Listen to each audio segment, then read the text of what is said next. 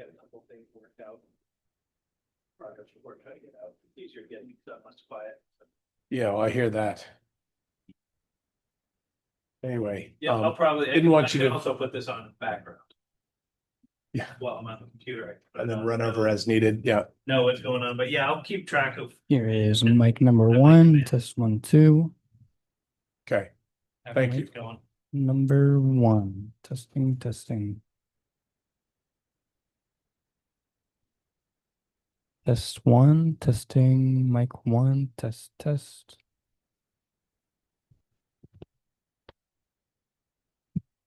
Mic number 2, testing, mic 2, test, test. Mic number 3, testing, mic 3. Mic 4, testing 4. Mic testing 5, testing 5.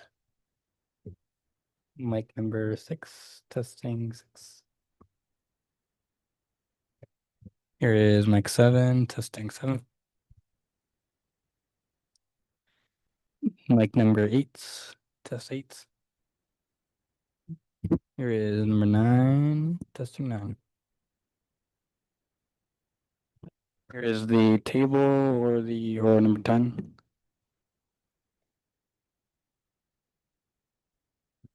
Here is the standing. We probably won't use this one.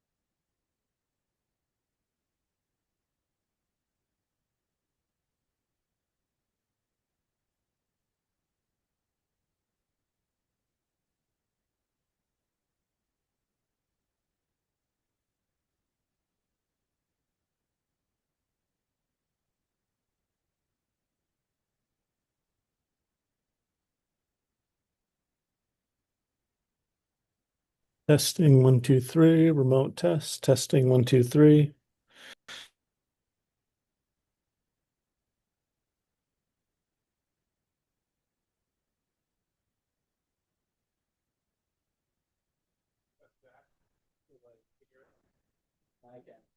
Zach, if you haven't talked to Darcy Graves yet, give her a call. Okay, yeah. I actually did talk to her a little bit. Great. And give my love to your mom and dad. Thank you.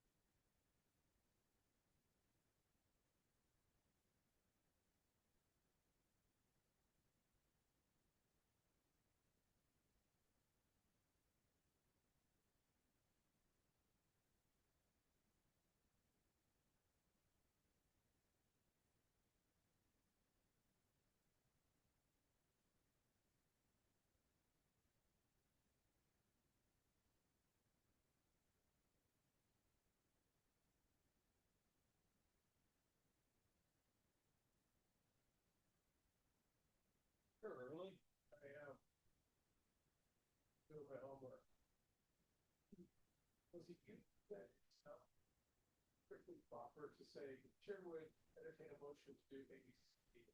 But so, I so moved. So, but I recognize that sometimes.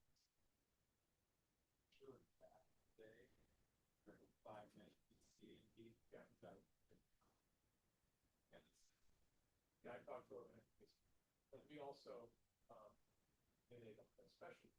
Yeah. But I think I remember somebody saying, proper, I think it's not proper. But I think we could also just say, the chair would entertain a motion to adopt ABCD. And so let's say, I move that we adopt ABC. That's the second. So, but then I'm providing, sometimes I feel like it's something like, say, I feel like, a hint. Yeah, let's just tell them, you're gonna take that, don't say so, just repeat that. Yeah. I think that's good.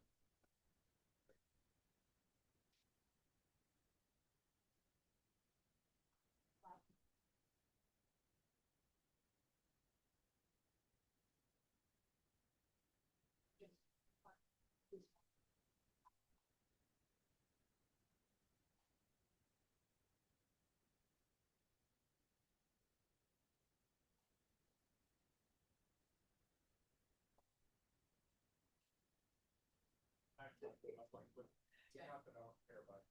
Just that.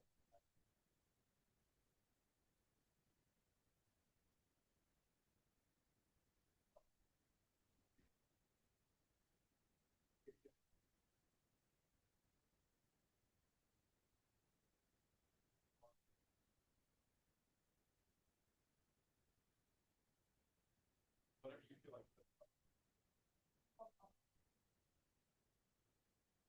Hey, No problem. Jim's coming first. Is he really? Yeah.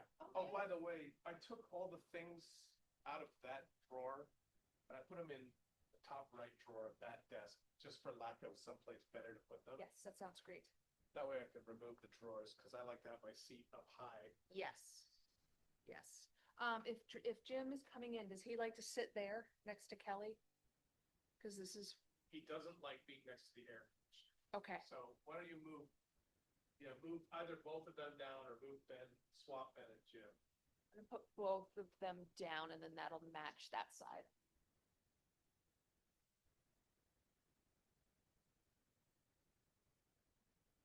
You like one of these? This is what. And you can have this one back. Okay. That's not for.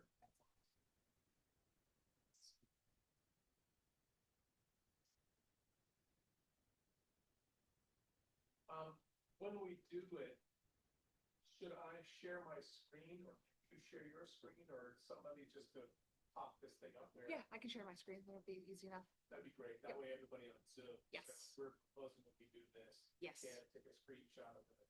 Yep. The agenda online. Exactly. I would have to go in and renumber everything and that's just, yeah. Time consuming. How easy is it for you to add this as a supporting document under the agenda? Then people could just Yes. say how to Click on it. Bet. Also, these times are aspirational. Call to order 1 minute. Any logistics 2 minutes. It still doesn't get us out of here till 10:36. If we stick to this time, we have a special meeting afterwards. I'll kill myself in front of you right now. Yeah,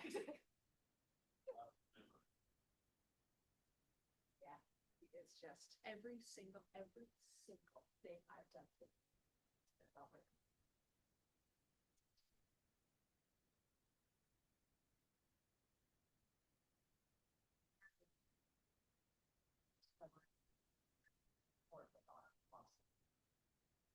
Lawsuit, would that be?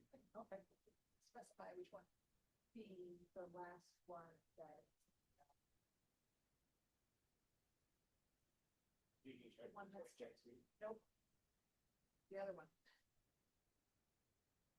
What? It's on one of the other ones, and that went favorably. How many of them don't put Not many. names? Great question. Well, he represents. Yeah. So, yeah, that's far. days at once. But some, yeah, Yeah. but somebody, That's right. you know, we need to have trust. Okay.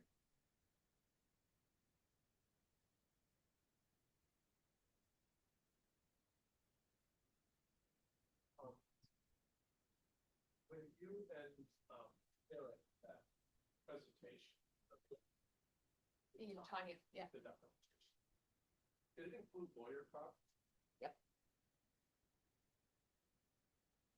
It was, Thank you, just take off my head. yes, and it was way over here. In calendar year 20, we actually got a public records for how much money we're spending on public records. And From him or from, okay. no, it was from Richard Beer. And so in calendar year 25, it was $6,100. But that was just the, if the attorney's fees just related to our, helping us, assistance with public records requests related. Yeah, that has nothing to do with lawsuits or anything else, but that's just. I would be curious, not asking for the kid, but I'd be curious, It's about $130,000 um, in time, part-time spent, city staff time spent, including like. including the lawyer costs, fees. Yep. Including like, hired by Karen tonight, because probably good, just going out. Yep. It's like, Yeah, it's about a year, and that's, so we had 220 public records requests last year. We are at 205 this year, and we're happy. so, what is our total budget? The total city budget, 21? around 20. We were just under, just over 20.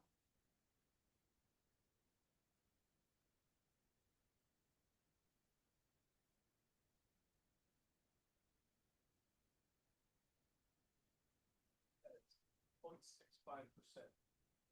That means more than half a percent of a $20 million budget. Spent.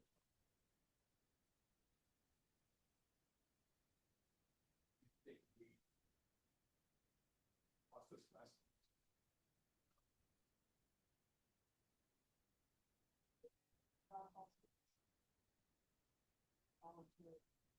What's the number? Yeah. We talked about that, yeah, we talked about literally hiring somebody to do the Regular.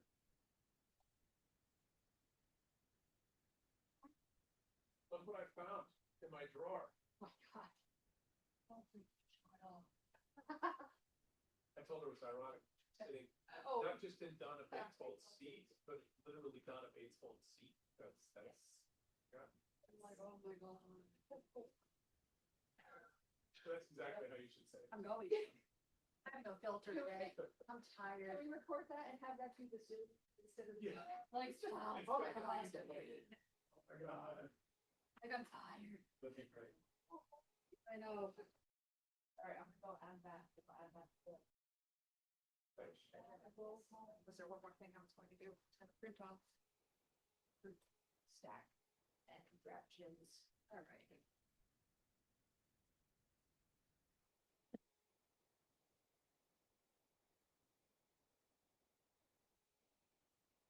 Okay, yeah, it's hot out there.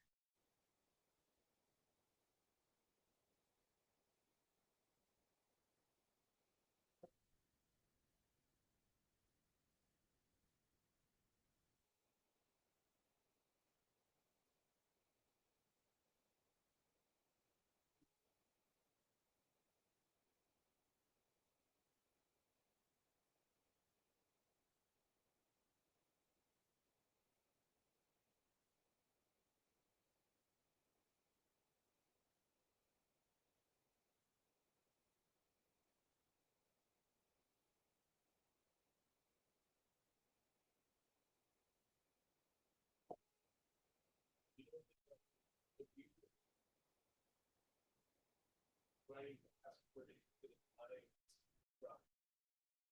Oh, I thought, I think we own that property. I Googled it, it's like the, stump, Oh, the stump dump? the stump dump. Oh, this is somebody who like goes around looking at the city property, where says, I own this property, but should I die? That'd be a good rack, there's actually a lot of influence, especially stuff. Yeah, so we got, I don't even know who we emailed, but some guy emailed us. Me and Ben. Okay, and I looked it up and I was like, oh, I wonder what this is, and it came up as the stump dump. But I have heard that abutting the college and like up through Hubbard Park is like owned privately. I mean, it's like 80 acres or something. I don't know. Anyway, it's flat, but the city's not. No, Matt, that's, something like 200. Yeah, I think we own like the stump dump, and then I think it was like, it's the guy was like 60 acres, but we already own like 85. I was just like all these random. I just like, I don't know.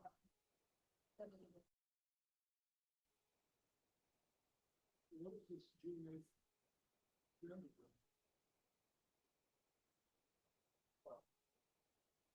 Dang. So close, the very first character. Fail.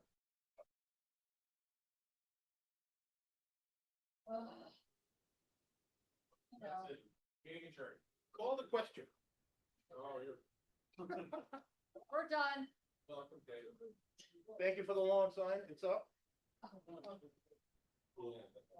But agendas in there, right? I think we're gonna try to, There are agendas in there, but I think we are gonna, and I proposed amended agendas. That's better, you know. I tried to get an advanced copy of the state of the city. Unsuccessfully. Now I hear it's a lot of PDF slides, which is okay. I always like to see an advanced copy of the speech. What's that? oh, the one that's here. Kelly, put it toward the beginning. She's not writing a speech or weeks or days in advance.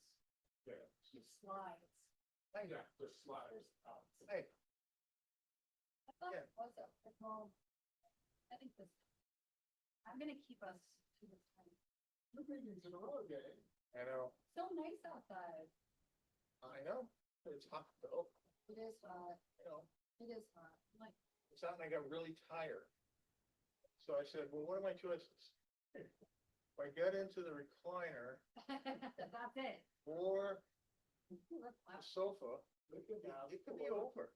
Go to the council meeting. Now, what better place than you have a request? We should have lazy points. Oh my god, I would never. You have a I would request? just fall asleep. You think at some point, I know this is, we're just talking. I was gonna mention this microphone, but I don't have to. We could just get like a, once in a while, top line review of the budget, Oh, not the whole ball of wax, but you know, I'm used to this. You're, or profit and loss statements, we get we get profit and loss statements. Yeah.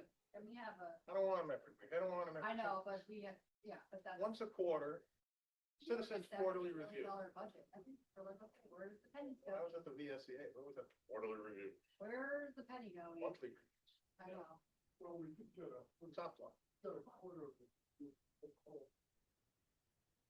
I can't find it. I know it's on the website. I can't. I'll look around the website.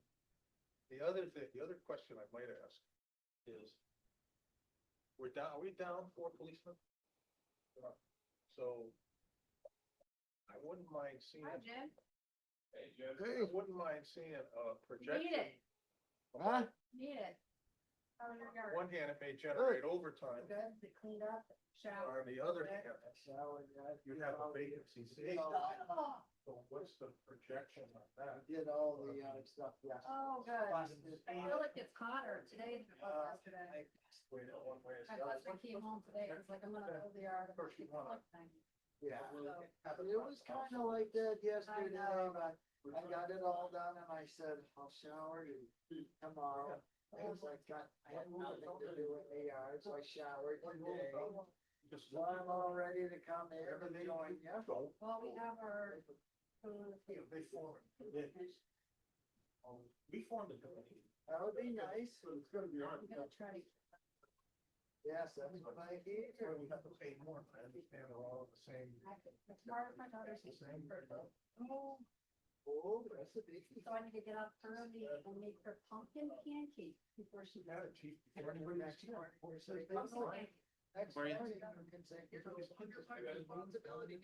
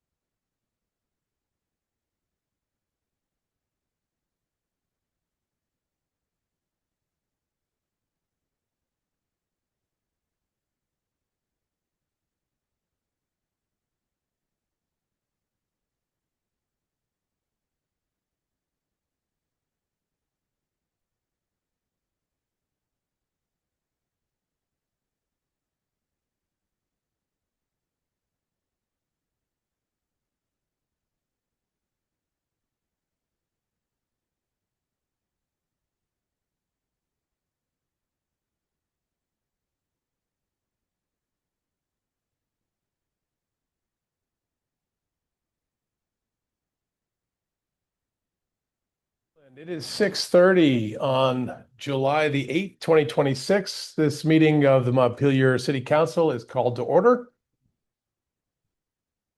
Round two, or item two, meeting logistics and remote instructions. I'm going to keep this simple. Display your first and last name if you're joining remotely.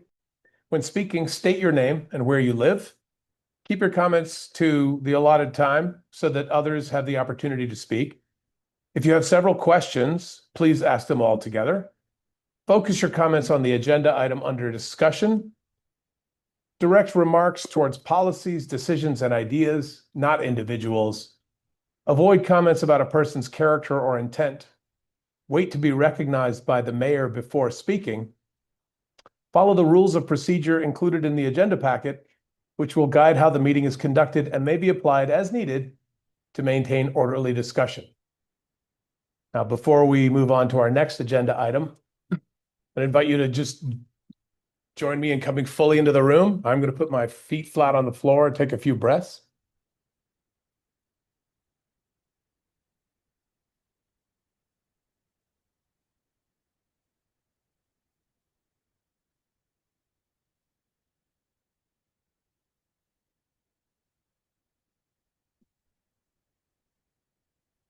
And now for an offering of a few words, slightly paraphrased.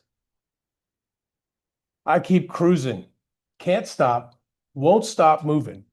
It's like I got this music, baby, in my mind saying it's gonna be all right. Because the player's gonna play, the hater's gonna hate, and I'm just gonna shake, shake, shake, shake, shake. Shake it off. Shake it off. Oh, oh, oh.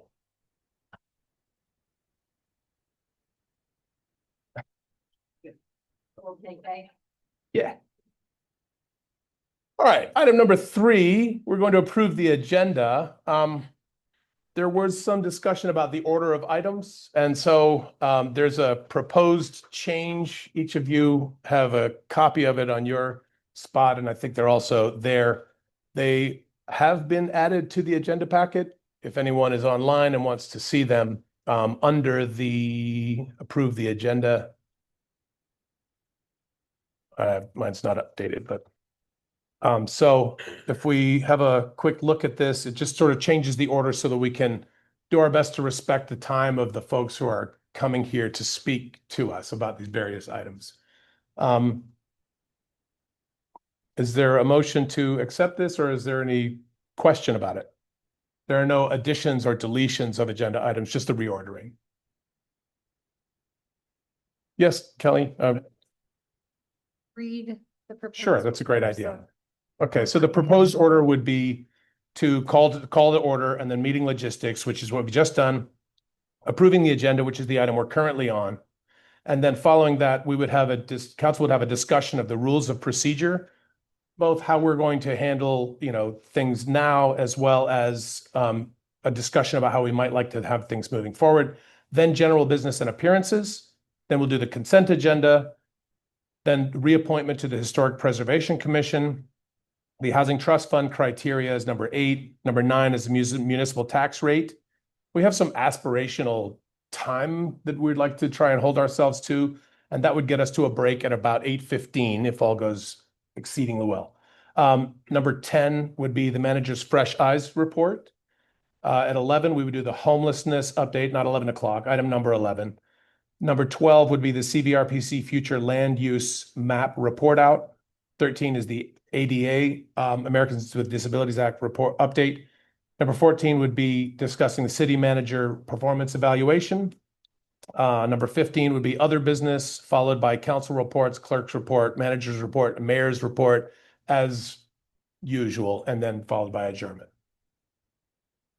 Any questions? I'd entertain a motion to adopt this new order for this evening's agenda. So moved. Oh. Second. Okay, we have a motion and a second. Any discussion? All those in favor say aye. I forgot an important step. I guess it was. All those in favor say aye. Aye. Okay, Aye. any opposed? Okay, the motion unanimously passes, and I had forgotten at the beginning because we were just in a Board of Civil Authority meeting. This has already been done, but Councilors Brown and Cohn, if you could identify yourselves because you're attending remotely, please. Carrie Brown, District 3. Thank you. Councilor Cohn? Hailing Cone, District 2. Okay, thank you very much. All right, so with that change, can we have a motion to approve the agenda as amended? Or did we just do that? Oh, We just did that. Okay. Great. Off to a great start. All right, number 4, we're going to move on to a discussion of the rules and procedure. Manager Curry, would you like to tee this up for us? I will, and I'd like to share some slides if that is okay. Great, thank you. Lights staying on or? Folks in the room, do you want these lights off? Would that help you? It would. Would you please? Thank you. Just one. Oh, yeah. Counselor Gill. As Kelly's getting that up, I'm gonna keep us on track. Thank you very much for doing So that. don't get mad if I How many? have a sign on. You have 25 minutes. I have a timer started. I'll restart it. Okay. Want to get in time today. All right, thank you, everyone. So we're here to discuss today council's rules of procedure. And these are rules that are called out and authorized in the city charter as well as the state statute on open meeting law. I've provided you all with a memo that was in the packet that pulled out particular sections of the charter and the open meeting law that refer to the rules of procedure. These rules essentially dictate the norms that you all wish to run meetings by. Some things are already spelled out for you in the city charter and in law, and other things are left to your discretion and agreement as a body, which you then adopt in these rules of procedure. You're required to adopt these rules of procedure so that you can articulate to the public what those norms and expectations are going to be around meetings. Currently, we have been operating under a form of rules of procedure that have been amended multiple times since 1963. Oops, I'm sorry about that. And which you all adopted at your council orientation on March 11th of this year, following town meeting day and the re-election of officers. You also had a pilot program in effect at that time, which allowed for public comment twice during the meeting, at the beginning during general businesses and appearances, and at the end during other business, which you rescinded on June 10th. And at that time, it left a vacuum about what norm this body wanted to follow relative to general business and appearances, and when and on what types of items you wish to take public comment around. So this conversation is helping to fill that void. On your June 24th meeting, there was a motion to accept public comment on every single agenda item. And so that is sort of the last standing direction that you have on elements that impact the rules of procedure and your norms for running your meetings, setting your agenda, when you're going to take public comment.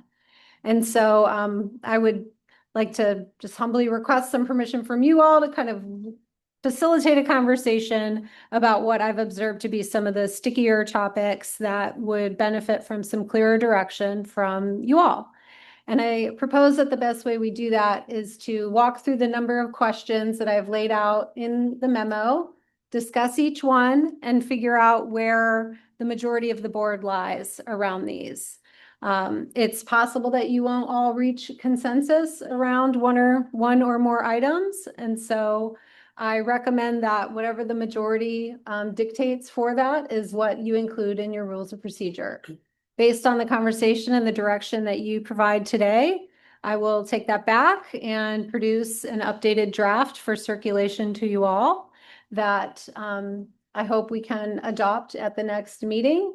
These can become lengthy conversations though. And so if that's not possible, I might recommend we continue the conversation to a special meeting focused just on that topic.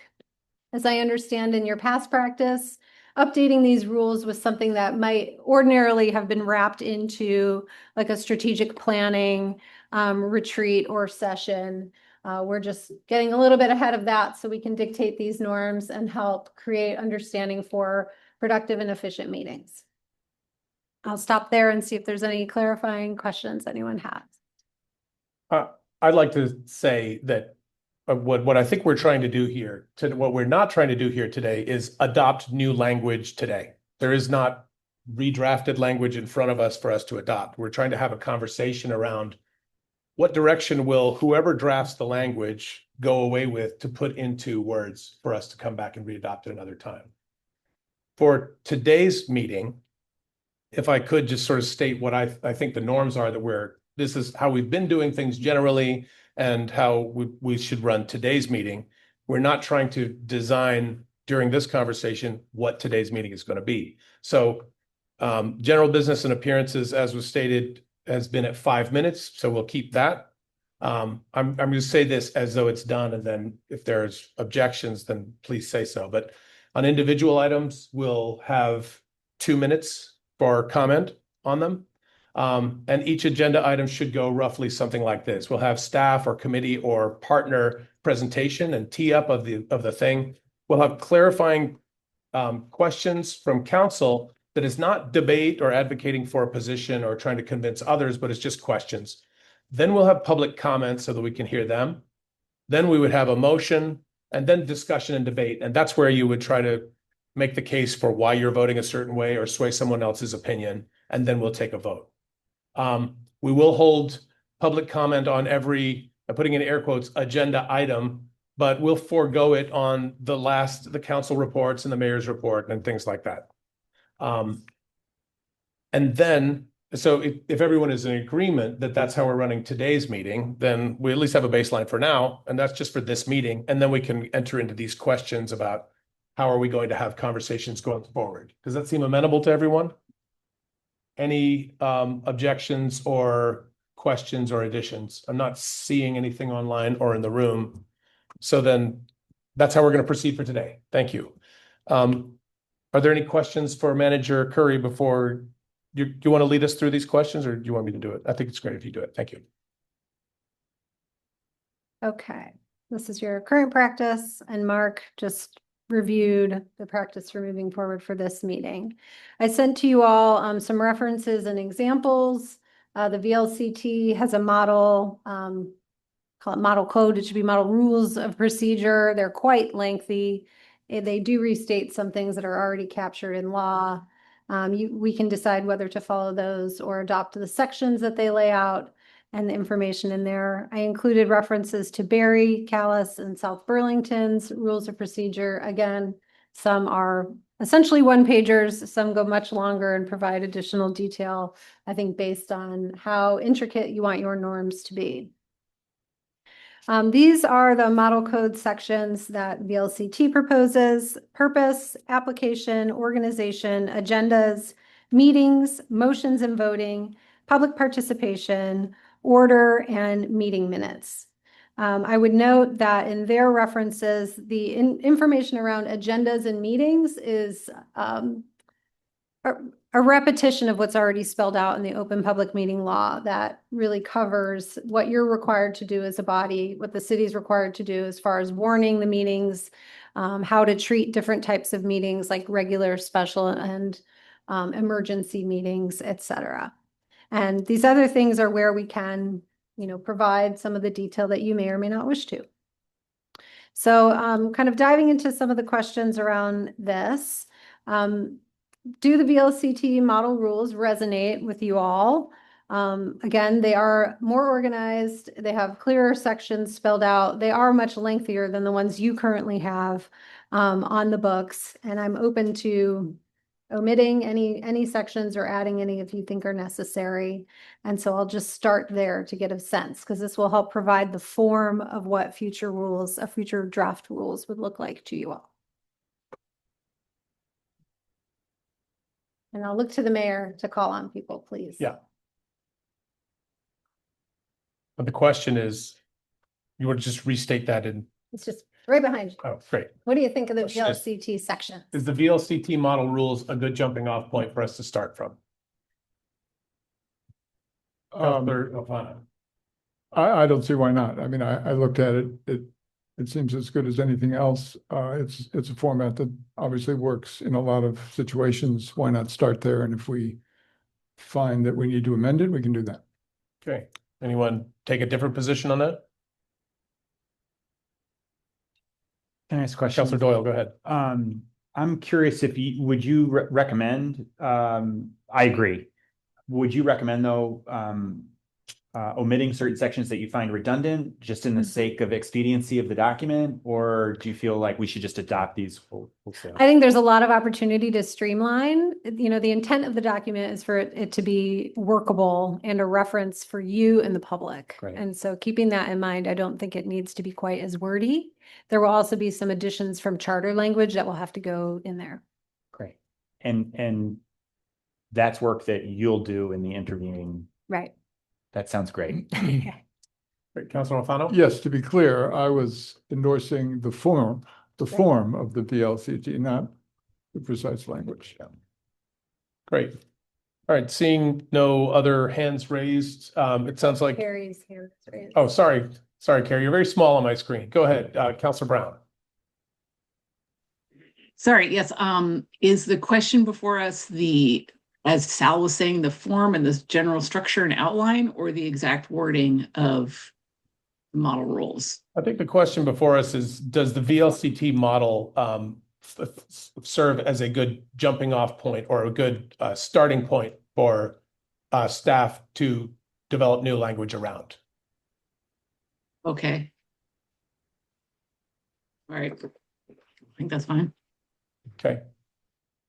All right, any other comments or additions? to Any that? elements that anyone think are missing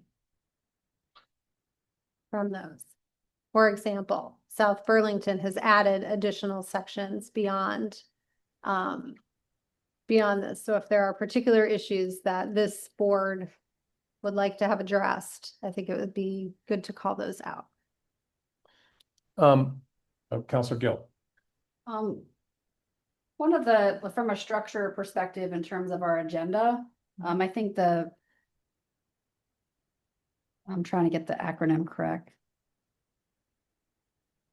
What is it? The Vermont League of Cities and Towns? VLCT. Okay. VLCT. Acronym world.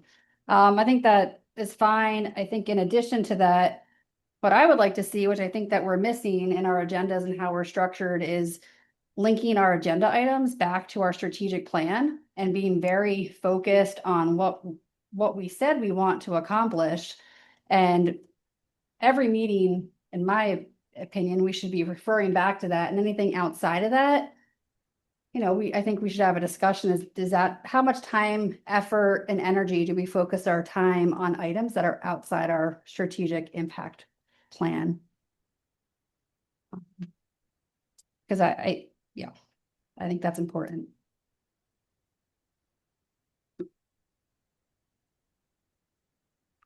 Okay, I can try to think creatively around that. Okay, Councilor Brown.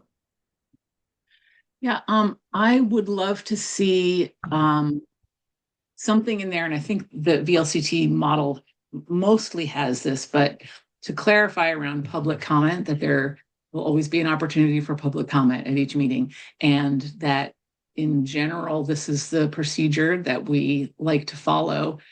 And at the same time, that whoever's chairing the meeting is ultimately in charge of how that goes. So, I mean, we can word it as specifically or not as possible, but I just want to give us room for handling public comment differently in different meetings should something arise that calls for it. Not that it's just willy-nilly whatever the chair wants to do, but that there may be, you know, maybe we've run out of time. We're going to not take more public comment, or, you know, something like that. Councilor Sheridan. How do we handle new stuff that is not part of our strategic plan? I mean, we may have stuff come up that nobody has anticipated and like that. So, I mean, we have to, it's not like we can't deal with it. It's a good question. I mean, I'm to recognize myself, I guess. I think however we draft the language, it's important that we set out what the expectations are so that people know what to expect, but we also don't completely bind the hands of whoever happens to be in this room now or in the future to say, I mean, for example, if we're very prescriptive about a particular order that the agenda must follow, we don't want to lock ourselves into something and not be able to be flexible as the situation allows. Or if we want to say a specific amount of time for a specific sort of thing, what happens if we have a huge number of people or only one person? Do we have latitude to give people more or to adjust the time? I feel like having that type of flexibility built into the language is going to be very important. I'm going to keep maybe walking us through, because I think some of your questions are begging Jumping ahead. some other things. For example, later, I've proposed in the memo, do we want to add a time for future agenda items where a list of potential topics for council consideration is brought forward in advance meetings, and then you all can direct staff. We actually don't want to spend council time on this, or we think staff can handle that, or fine, but we only want to spend 10 minutes on it. Might be an opportunity to wrestle with those things while keeping to a efficient agenda. So I'll go on to the next, and we can always come back to any of these, and this is always a living draft. Yeah, it's a great idea. Thank you. Okay, let's see. So regarding public comment, there's many questions around public comment. So my next few slides start to dive into that. This one is talking about where in the agenda does City Council desire to have public comment known as general businesses and appearances. So in this case, I'm talking about, the language that the law requires, which is a reasonable opportunity for members of the public to provide comment. It's not the exact language, but reference to the exact language in your memos that you are required to include in an open public meeting. So you can decide when you want to do that. You can decide if you want to do that right at the beginning. You can decide if you want to do that at the end. You can decide if you want to do that after break. This is your norm upon which to make that choice. Councilor Alfano. Well, it's been suggested that we do it after our break. And I like that idea for a couple of reasons. One, a lot of, the meeting really is around dinner time for a lot of people. And if they've got kids and stuff, maybe they can't get away to get to the meeting. But I also don't want to keep people waiting forever. And so after break, if break is around 8:30, it seems like a reasonable time. But I also think it depends on how we handle public comment. And I think there should be a time limit, which is another one of your questions. And depending on, I think there should be a maximum time per speaker. And I think then we should also establish a total time for all speakers, so that if there are 20 speakers, we need to divide the maximum time, the total time, into 20 parts, so as to not be here all night. And I think the chair of the meeting really ought to have the ability to make an exception. Councilor Sheridan. I think we should try to pin down the time somewhat so people know consistently. I mean, right now, everybody knows it's in the beginning of the meeting. But let's say we have it after the break, we should have a time frame there where it's going to be within these minutes, so people will know when they might want to come or tune in online. Let's say if we break at 8:20, we're going to have it at 8:30. Something like that. It doesn't have to be exact, but maybe a little window where this is where it's going to fall in, so people can know that they don't come here early and wait, but they have kind of a general idea. Oh, it's going to be in this time. I'll run down then, or I'll go online then, but we can figure that out. Councilor Brown. Yeah, I also think it's really helpful to have a very specific time when general business and appearances happens, and public comment on other agenda items. I don't know if we're talking about that right now, but I'm just thinking about the general business and appearances. And I like having it first thing because I think that is really predictable. We're not doing it first thing tonight, but my preference would be we do it right at the beginning, as we have been doing it, so people know that's when it's going to happen. My concern with doing it after the break is that we don't always take our break at the same time. We could get really strict with ourselves and say we're stopping at 8:20 so we can have public comment from 8:30 to 9, or whatever it is. But I still feel like if I were if I were wanting to give public comment, I'd be happier doing it at the very beginning of the meeting. No, I can just come to the beginning of the meeting, and then I can go. So that's where I'd like to see it. I'd like to just say that if we're talking about how to construct language that we're going to adopt, that's going to guide how we're going to run meetings going forward, just this conversation alone, I think we want to avoid language that will bind us to say, oh, if we want to make a change and do it, let's say we try it out and we want to change it back, then we have to have a whole new agenda item. We have to discuss it and vote on whether we're going to move it back. I would prefer if we were allowed to just make the agendas, set the order, publicize it to everyone so that everyone knows what to expect for the upcoming meeting. And then if we want to make a change, we could just make that change and not have language that locks us into one specific thing. 5 minutes? Okay, we're not going to get through this. I might recommend that we, on just this item, kind of check in with counselors on what the preference is, because we have 2 clear differences here proposed for when general businesses and appearances will occur. I've heard either at the beginning of the meeting, which of course comes after you approve the agenda, or after break in the middle of your meeting. Okay, since we're not trying to take binding action, go ahead, Counselor Gill. I mean, not to have a full-on research project here, but it might be good to ask our constituents, right, to do a little polling, right? Because we can just assume that they want to come at 6:30 and that's a great time for them. But maybe the people that want to talk are eating dinner and with their families. Maybe 8:30 would be better. Like, I think as you all know, I like data-driven decisions. So it might be good to get a little bit, I mean, not to kill ourselves with a full-on research project, but maybe just ask people, what would they prefer? If you could come in and talk to city council, would you prefer right at 6:30 or 8:30 with a very given time? And then it also would be nice for a small group to talk. Like, I didn't get a chance to look at all those agendas. So it'd be nice we did it with the pilot, right? We came up with the idea, we had an hypothesis, we collected some data, but it'd be nice to come back with here's a structure, this is what we're going to do, and either approve it or just amend it. But I think these open-ended discussions, I don't know, we could talk about this for 3 hours. Well, I just would encourage, these are your meetings and your 8 hours a month together to decide how you wish to do it. So you will meet your obligation on taking public comment, no matter where you decide to do it.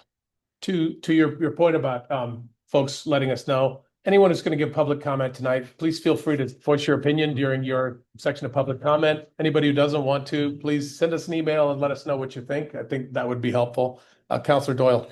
I would just, for the sake of moving it forward, I'd be willing to try or propose that we try doing it around the break, if we can really be disciplined around the time. I think given some of the other changes that you've proposed around structuring items that would receive comment from the public, it kind of makes sense to kind of put that all together in a block that could end in general business and appearances. And I think what we see right now in terms of data is we're not getting a lot of participation at putting it in front, right? So there's kind of a data point, and maybe if we put it at 8:30, we'll see a change. So, but I'm actually frankly agnostic about it, but I think that's maybe, if I had to pick, that's what I would say. Okay, well, let's start with you. It sounds like the break sounds good to you, Counselor Sheridan. The break. Counselor Gill. Sure, let's try it. Sure, let's try it. Counselor Alfano. I believe I suggested it. Okay, so that's fine. Counselor Brown, you state again, but I think she's already said at the beginning is her preference. I prefer at the beginning, but it is not something I feel super strong about. I'm happy to try whatever seems like it might have a possibility of working. Counselor Cohn, do you have an opinion about? Yeah. Yes. Yes for the break, or yes for the top? Yes for the break. Okay, great, thanks. It sounds like we have general support for the break. I would like to say again, I don't think we should bake into our policy language that it will always be at that time. I think we should try it for a while and see how it goes.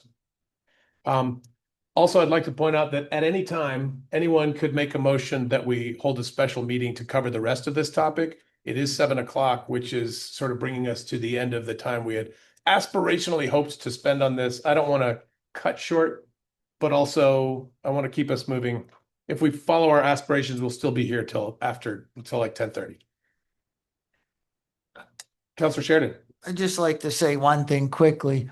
I talked with some counselors, and I would love to see us front load the tough agenda items when we're fresh. I hate it when agenda items that are tough are at the end and everybody's like, I'm just not thinking my best now. And we've heard that from all of us. So I'd love to tackle the stuff that's hard first. And then if we have some success, it may carry the momentum further to, have some success on the whole evening. I mean, if you start a game and you're ahead 5-0 in the first inning, boy, it picks up your whole game. So Great. Love a baseball. Okay, well, we can. We got the red card from Councilor Gill. The chair would entertain a motion to hold a special meeting to continue this conversation.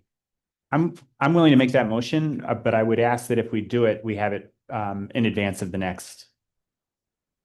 I would love to see the proposed rules of procedure come back for us at the next regularly scheduled council meeting. So I'd be happy to I will make a motion that we have a special meeting to discuss these rules of procedure. And I would hope that we could do it before the next meeting. Is there a second? I'd like to make a friendly amendment to say that maybe it's next Wednesday. I'm happy to, yeah, I mean. So there's the friendly amendment. Do we have a second before we go into discussion? Well, I'll second for the. okay, purpose of for the having a sake of moving discussion. forward. Thank you, Councilor Alfano. Any discussion, Councilor Gill? So I don't think we need a special meeting for this. Neither do I. This is, I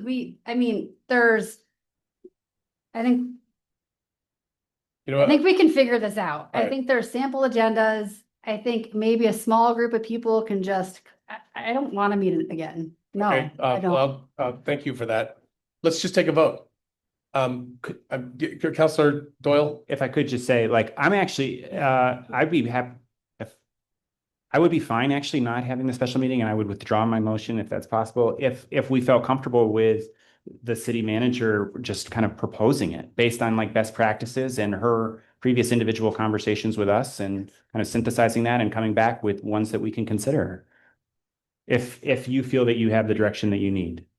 I feel that in the memo, I have called out what I think are the specific questions that I need you all to weigh in on, and have provided a proposed sample form of the agenda that front loads more of the difficult stuff. For example, it starts with public hearings, moves on to voting action where you would take public comment, moves on to voting action where you would not take public comment, and then discussion items followed by consent and reports is how I've structured that.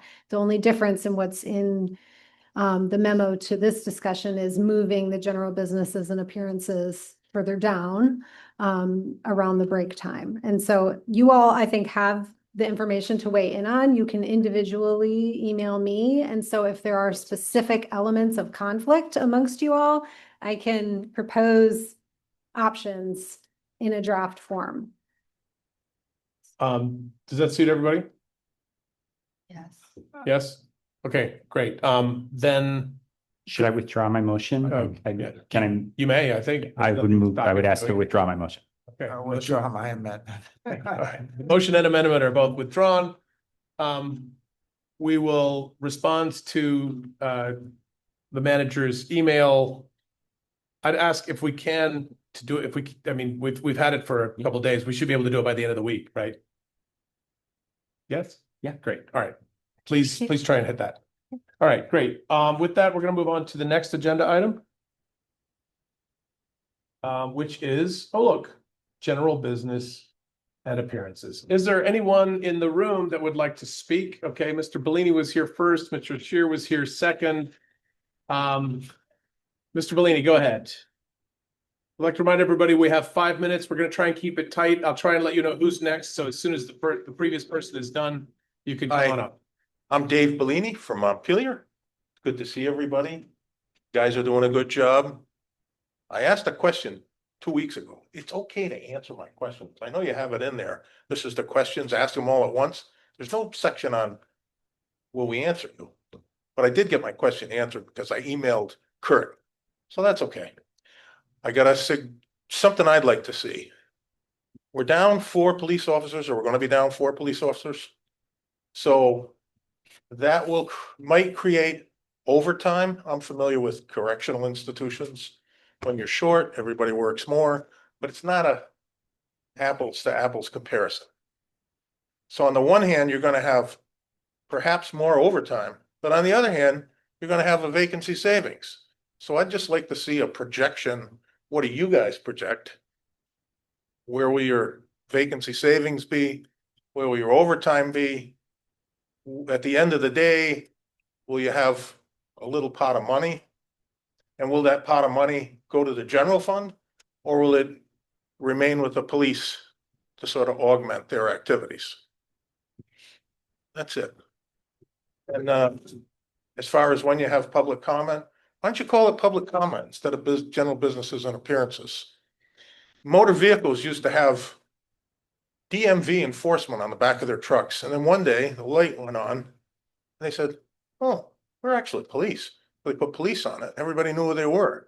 They pull people over and they'd say, who the hell are you? This is like, okay, that's it. All right. Thank you, Mr. Bellini. Mr. Shear.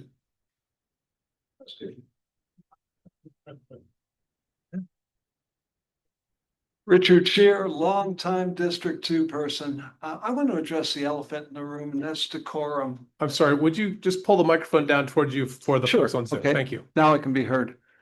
I want to discuss decorum at the council meetings, which I think is the elephant in the room. The last 2 city council meetings, they bordered to us on farcical. I mean, you had continued interruptions, you had ad hominem personal attacks on city officials, and particularly the mayor, and we found that distasteful. Bullying behavior is not worthy of Montpelier's public forum, and we've lived here for 25 years, and the bullying of council is unprecedented. Moving forward, council should really repeatedly engage with those or refuse to engage with those whose mode of communication is to disrupt and bully. And we should hold ourselves to a standard of conduct that we would hold young children to, which means yes is yes, no is no, and that there's consequences to behavior. And ignore those. They should not be allowed to hold council captive. We do have down the street, we have a code of conduct which has been in place for hundreds of years, and that's the state legislature. The state has long had effective protocol for dealing with disruption. In fact, it's in our Constitution, Section 8, which is doors of General Assembly to be open. The doors of the house in which the General Assembly of this Commonwealth shall sit shall be open for the admission of all persons who behave decently. And they do define that. And they've long had a rule in place on disturbing a lawful assembly. By law and practice, this specifically defines the behavior that substantially impairs the meeting or causes it to terminate prematurely, both of which have happened to this council repeatedly in recent days. The State House enforces that rule. The meeting or chair of law enforcement will formally command the disruptive individual to stop or leave the premises. If the individual refuses to leave after being ordered out, state police are allowed to physically remove them to protect the assembly's right to conduct business, which is defined as behavior that actively causes the meeting to terminate prematurely or require a sustained effort to overcome the disruption, which has happened in this chamber recently. This has happened repeatedly. If one violates that, the fine is 60 days in jail, fine up to $500. shouting out multiple times over the course of meetings, repeatedly ignoring the gavel or returning to a meeting after being asked to step out establishes clear criminal intent. Court rulings show that being unduly repetitious is a primary reason a speaker's First Amendment protections drop, as it directly prevents the government from conducting its business. A single instance can be legally ignored. Being unduly repetitious, and the courts will take notice and convict. Council needs to end the practice of passively being bullied. For the sake of all of us who live here, this gotta stop. 4.5 hours of meetings being repeatedly interrupted by a small handful is ridiculous. Enough is enough. I think I did it, didn't I get in You there? did. You got 1 minute under. Thank you very much. Thank you, Mr. Shear. And you thought it impossible that I would meet the time. I did. You've proven me wrong. Is there anyone else in the room that would like to speak? Mr. Whitaker, please come forward. Thank you.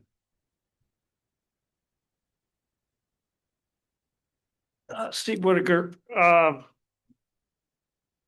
got to note the irony that disturbing lawful assembly of homeless on a bench at the corner of State and Main is harassing the homeless is our prior speaker's MO. So I want to speak to the process. I have prepared comments, but I'm not going to have time to complete them because of what happened at this very meeting. We're talking about an agenda that was published and then superseded. We were warned that general business and appearances was going to happen at 6:35. This meeting then turned up on its head and starts it after 7 o'clock. But missing from the binder are the referenced League of Cities and Towns, Berry City, Calais, and Select Board. So we're asked to comment on items that aren't presented in the package. And that's farcical. You know, these are issues that affect the public's rights, and our charter says those have to be done by ordinance, not by this loosey-goosey policy where there's clearly an agenda to shut people down or to constrain it and not hear dissenting points of view. So I'm warning you that you need to do this by ordinance and you need to hold a public hearing, and you need to do this properly because you are affecting the rights of the citizens to be heard. But the way this should have been presented would have been in kind of a brief legal brief stat with red line versions of what's in our current and what's being proposed to be interjected, and a comparison between any suggestions from Berry City, Calais, or the League, and then maybe comments in the side margin of what are the merits or the pros and cons of each, which ones will implicate constitutional rights or legal rights, and which ones are likely to attract litigation. So this was just bungled, this idea. We're kind of desperately grasping at straws. I'll speak briefly. We've had 2 serious assaults recently. A 78-year-old man assaulted behind Bethany Church, and then in today's paper is I don't know who the victim was, but a younger man was hauled away on violation of conditions. But when I hear aged and infirm people that I relate to frequently say that they're ready to start carrying a gun, I have to say we're not even talking about this stuff. We're not talking about why we barricaded the Knoll or its constitutional freedom of assembly over there. Everything I raise as issues that y'all need to deal with, mum's the word. They never get brought up for an agenda. They never get discussed, never even recognize that you've even heard them. And that's dysfunctional, right? That there needs to be some feedback loop and response in writing or publicly to these issues. And whether you've scheduled them for an agenda or you're, gonna stick your head in the sand, at least be honest about it. So Monday's meeting, you called a special meeting and you've got an open meeting law violation for that because you didn't warn an executive session and you went ahead and conducted one. And you had a conflicted lawyer who owns property on State Street, presumably giving advice on litigation regarding East State Street. That's why you hired the other lawyers, because Tarrant is already he's a property owner. He can't give you objective advice on the East State Street survey. The encampment clearances. I brought up the encampment clearances continuing, and nobody even asks a question. None of you counselors have the guts to say, is this legal that we're displacing people without an ordinance in place? We're confiscating their goods. We're, displacing a handicapped person with a broken wheelchair. And none of y'all have the courage to talk about that in public. What's wrong with you? And the third issue was, the North Branch Road, which I've already mentioned. So those are things you need to be talking about, and for some mysterious reason, they don't get on the agenda. Thank you, Mr. Whitaker, for your comments. Is there anyone else in the room that would like to speak, or is there Counselor Doyle? Yeah, I would just say that I have a lot of confidence in our attorney, Michael Tarrant, and I believe it's factually inaccurate to say that he owns property on East State Street. It is factually inaccurate to say that, yes. There's also a lot of presumption about what happened. I'm sorry, I don't know your name, or I would call you. Kim Ward, please come forward and give us your comment. We're glad to have you. Hello, I live across the street, and I have a question and a comment. So my question is about the sound ordinance in this town.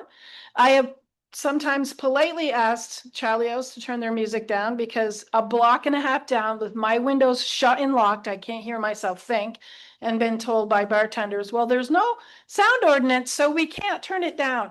And I've said, well, you could, but maybe, so I'm curious where that's at and if you've had a lot of complaints about that. I'm all for some activities. I realize I live on Main Street, but volume is an issue for me. I also have some questions about the blockade over there and what happened, just because I saw lots of people behind the Abishans building gathering in the spring, and then I saw the whatever they were, barricades, and then a sign about, I thought they had electrified the fence, but I realized what it was a sign saying it's dangerous to be here. So I was just curious about that process and how that happened. That's it. Thank you so much.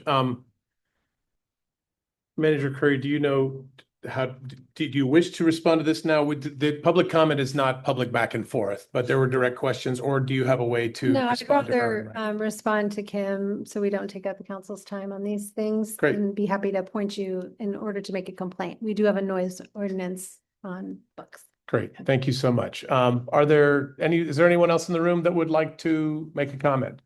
We're going to go to Zoom in that case. I think Mr. Hughes is first, followed by Mr. Goldman. So Mr. Hughes, please go ahead. Good evening, Zach Hughes. Good evening, Mr. Mayor, Council, and community members. Zach Hughes, Montpelier. I'd like to just clarify. Can I speak about a matter that may be on number 11 later?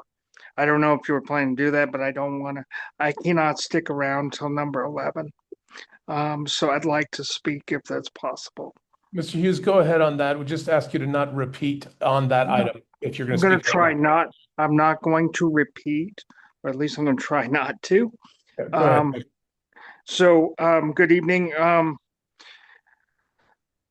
First of all, I did note some at our last meeting. I just want to express opinion. I did note some very serious frustration from the council and about our work.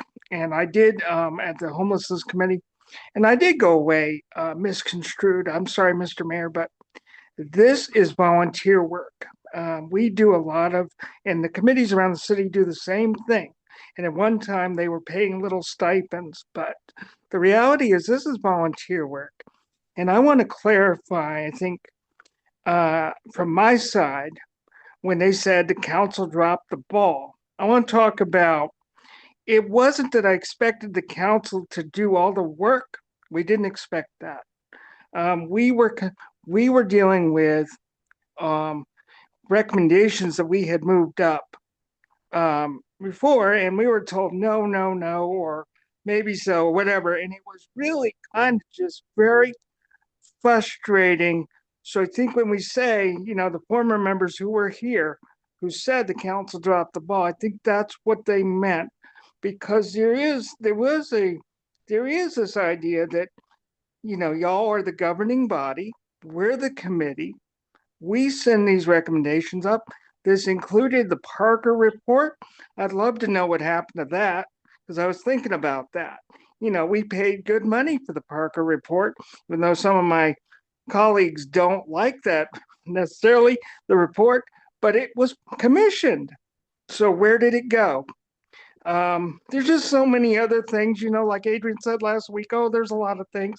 Well, there's a lot of things from this committee that is still kind of saltering. So when we hear the frustration, it's very stressful. And in that spirit, we sent, I hope y'all got the memorandums that we sent up to you. I sent one last week after the meeting, after y'all claimed one of y'all or two didn't get it or something, so I sent it up. And then I sent 2 memorandums to Kelly. So trying to follow a procedure. What I also see going on is another track occurring. And I think it went through the committee, but I would, you know, utilize this committee. I've heard y'all might want to break it up, put it into housing. I would recommend against it. This is a different fish. We continue to have homelessness issues in this city. I've even heard some of you go back and say, well, we can't afford it. Well, it's the city. We've got to. And we're going to continue to do the work until we're told otherwise. So with that said, we did send 2 recommendations up to you. We hope you look at those. And the other thing I just want to mention just really quickly, I'm urging staff to talk to their council about legal options with the council, because I've heard tonight from my, you know, community member, Richard Shear, you know, he's quoting law, but I would love to actually see staff check with council to legal counsel to see what the options are, because I would hate to see council held hostage, but it does happen. So thank you very much, Mr. Mayor, and thank you, council. Have a good evening. Thank you for your comments, Mr. Hughes. Just a word, you know, I think that there was frustration from multiple people, mostly because of the way communications were. But if any of your takeaway was a lack of appreciation for the work and the time that you and the other committee members are putting in, I'd just like to correct that and say that your work is very much appreciated, and we are filled with gratitude. And all of us can communicate a little bit better. But thank you very much for your work, and thank you for your comments. Mr. Goldman, go ahead, please. Thank you. I'll try to be very brief. Good evening, Mr. Mayor and Council. Thank you all for working on this on a hot summer eve. I wanted to just support what 2 council members said. I've been coming to the meetings for, I don't know, 40 years, long time. I appreciate that you may want to move general business. And I want to reinforce what Councilor Brown said. You really need to make that a defined time that people can rely on. And I would also like to support what Councilor Sheridan said about, if we may, it might really help to move the heavy agenda items to the front. So we're doing it while we're fresh and not doing it at 10 o'clock. Those are my only comments. Thank you all for working on this. It's not easy, but those are my 2 observations after coming all these years. Thank you. Thank you very much, Mr. Goldman.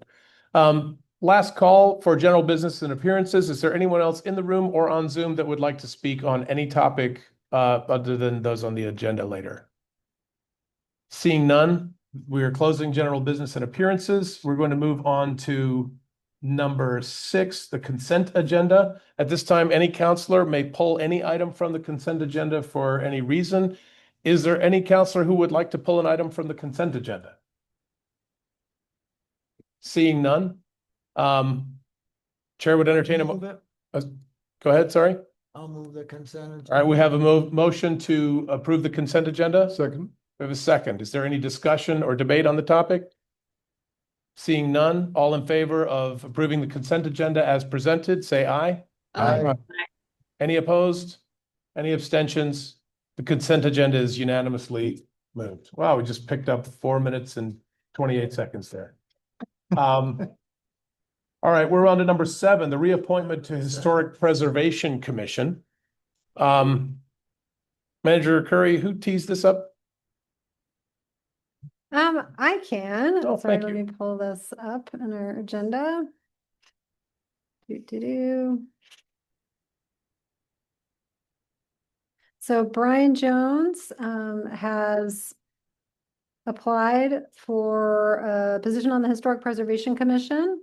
Excuse me. And the information, as you know, we submit the responses to their questions in the cover sheet so as to redact their personal information that comes in on their application. And so this is, you know, the information in the questions that he responded to is there for you to consider. Counselor I Sheriff. think he's a slam dunk. I will move his reappointment. I'll second. Okay, question, point of order.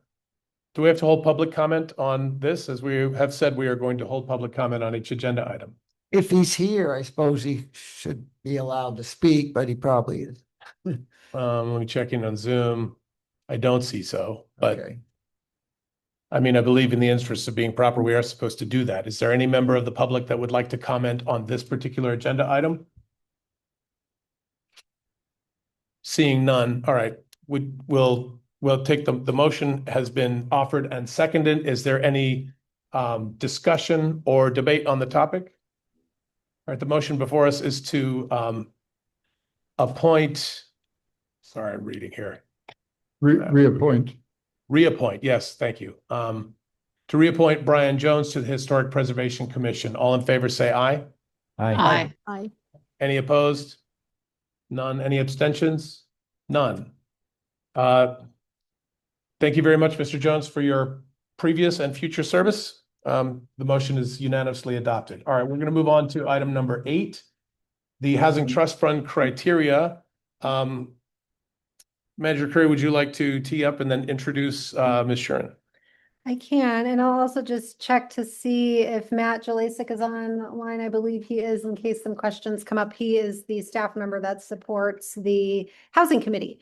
And so this is criteria for allocation of Housing Trust Fund funds that the Housing Committee has worked on. The initial draft of this came to you all last year that they worked on and was adopted. There was additional language that the Housing Trust Fund Committee wanted to, or the Housing Committee wanted to add in order to provide additional opportunity for grants to come in the second round.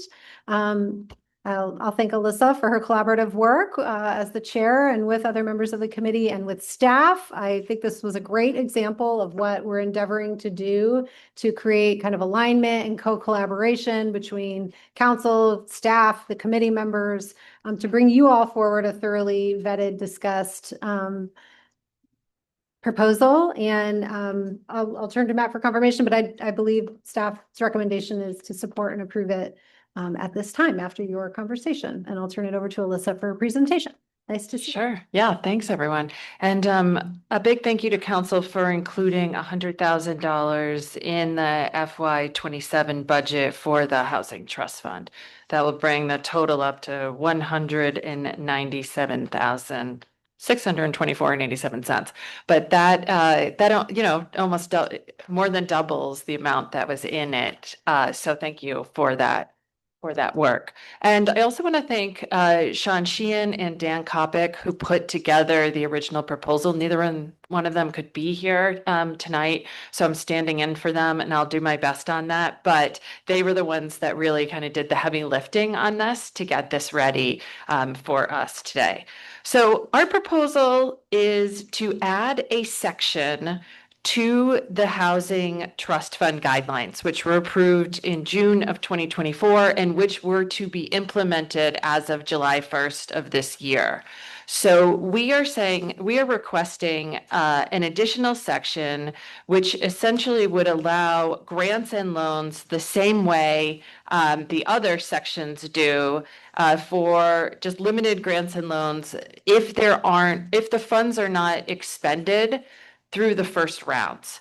So essentially, with that $197,000 that will be available, the gates would be open, applications could come in with the 3 existing accessory dwelling units, the shared equity down payment assistance grants, and the affordable housing project grants.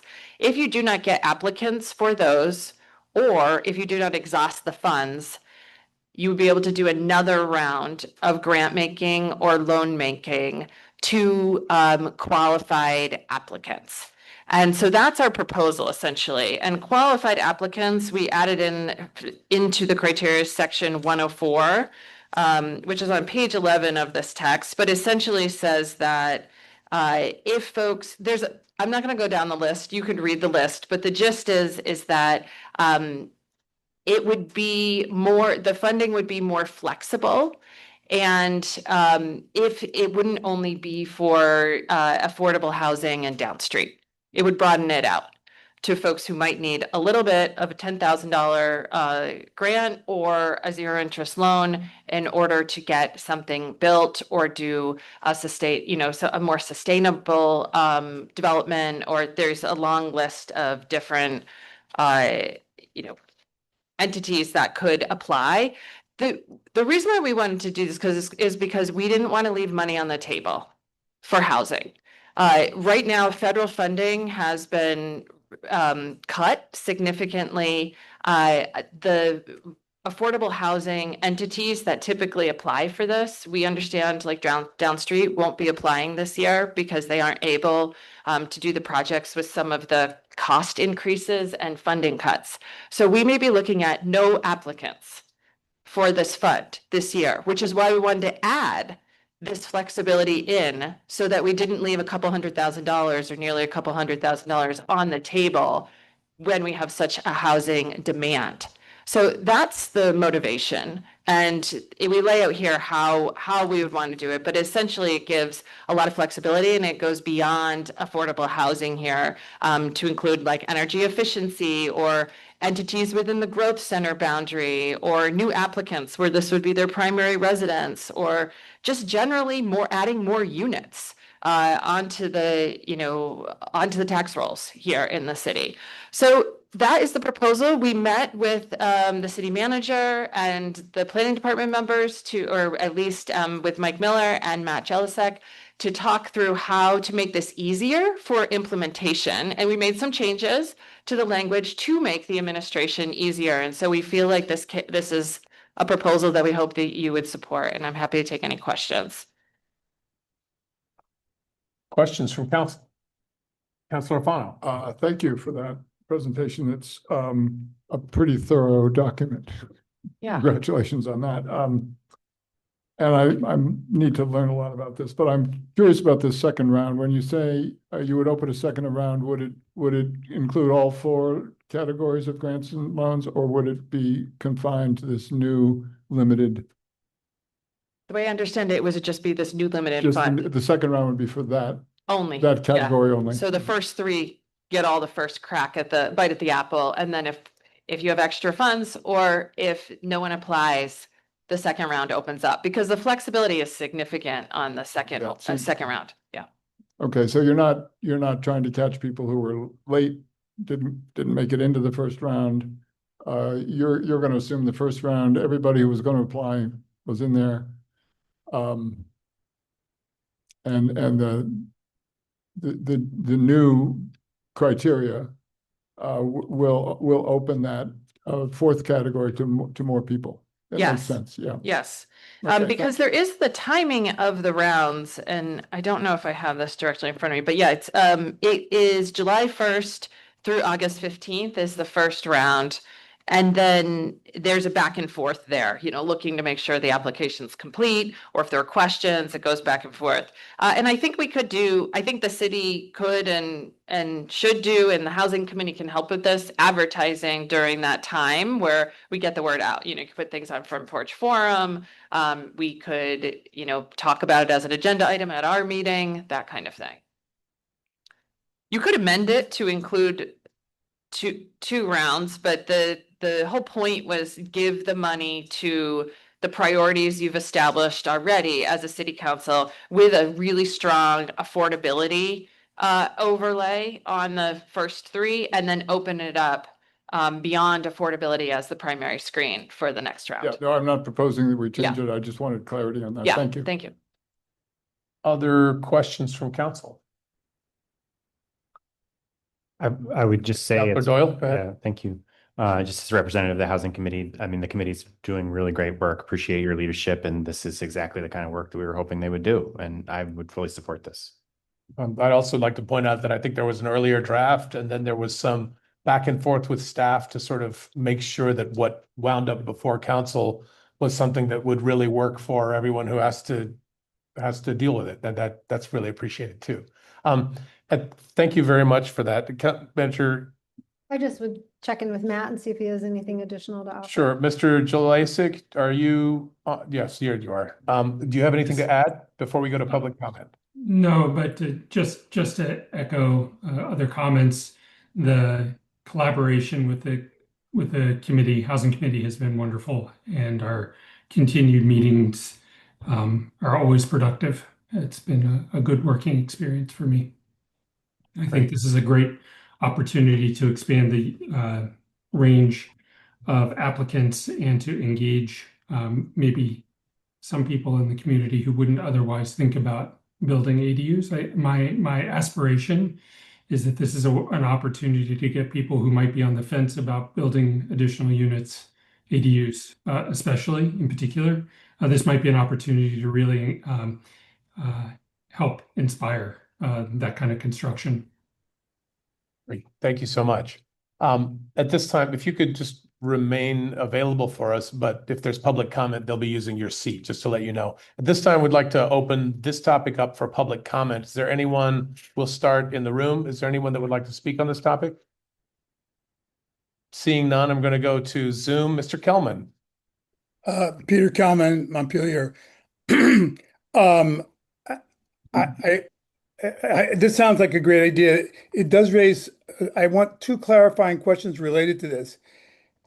Maybe this changed, but it used to be that if money was left over, if in the housing trust fund, it was still there. It could be carry over to the following years. So you're not leaving money on the table.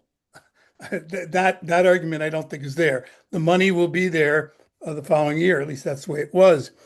And related to that, a lot of the trust fund money in the years past went to a first-time home buyers program, and supposedly the conditions were when they sold those houses, these were loans, forgiveness, or they were supposed to pay them back.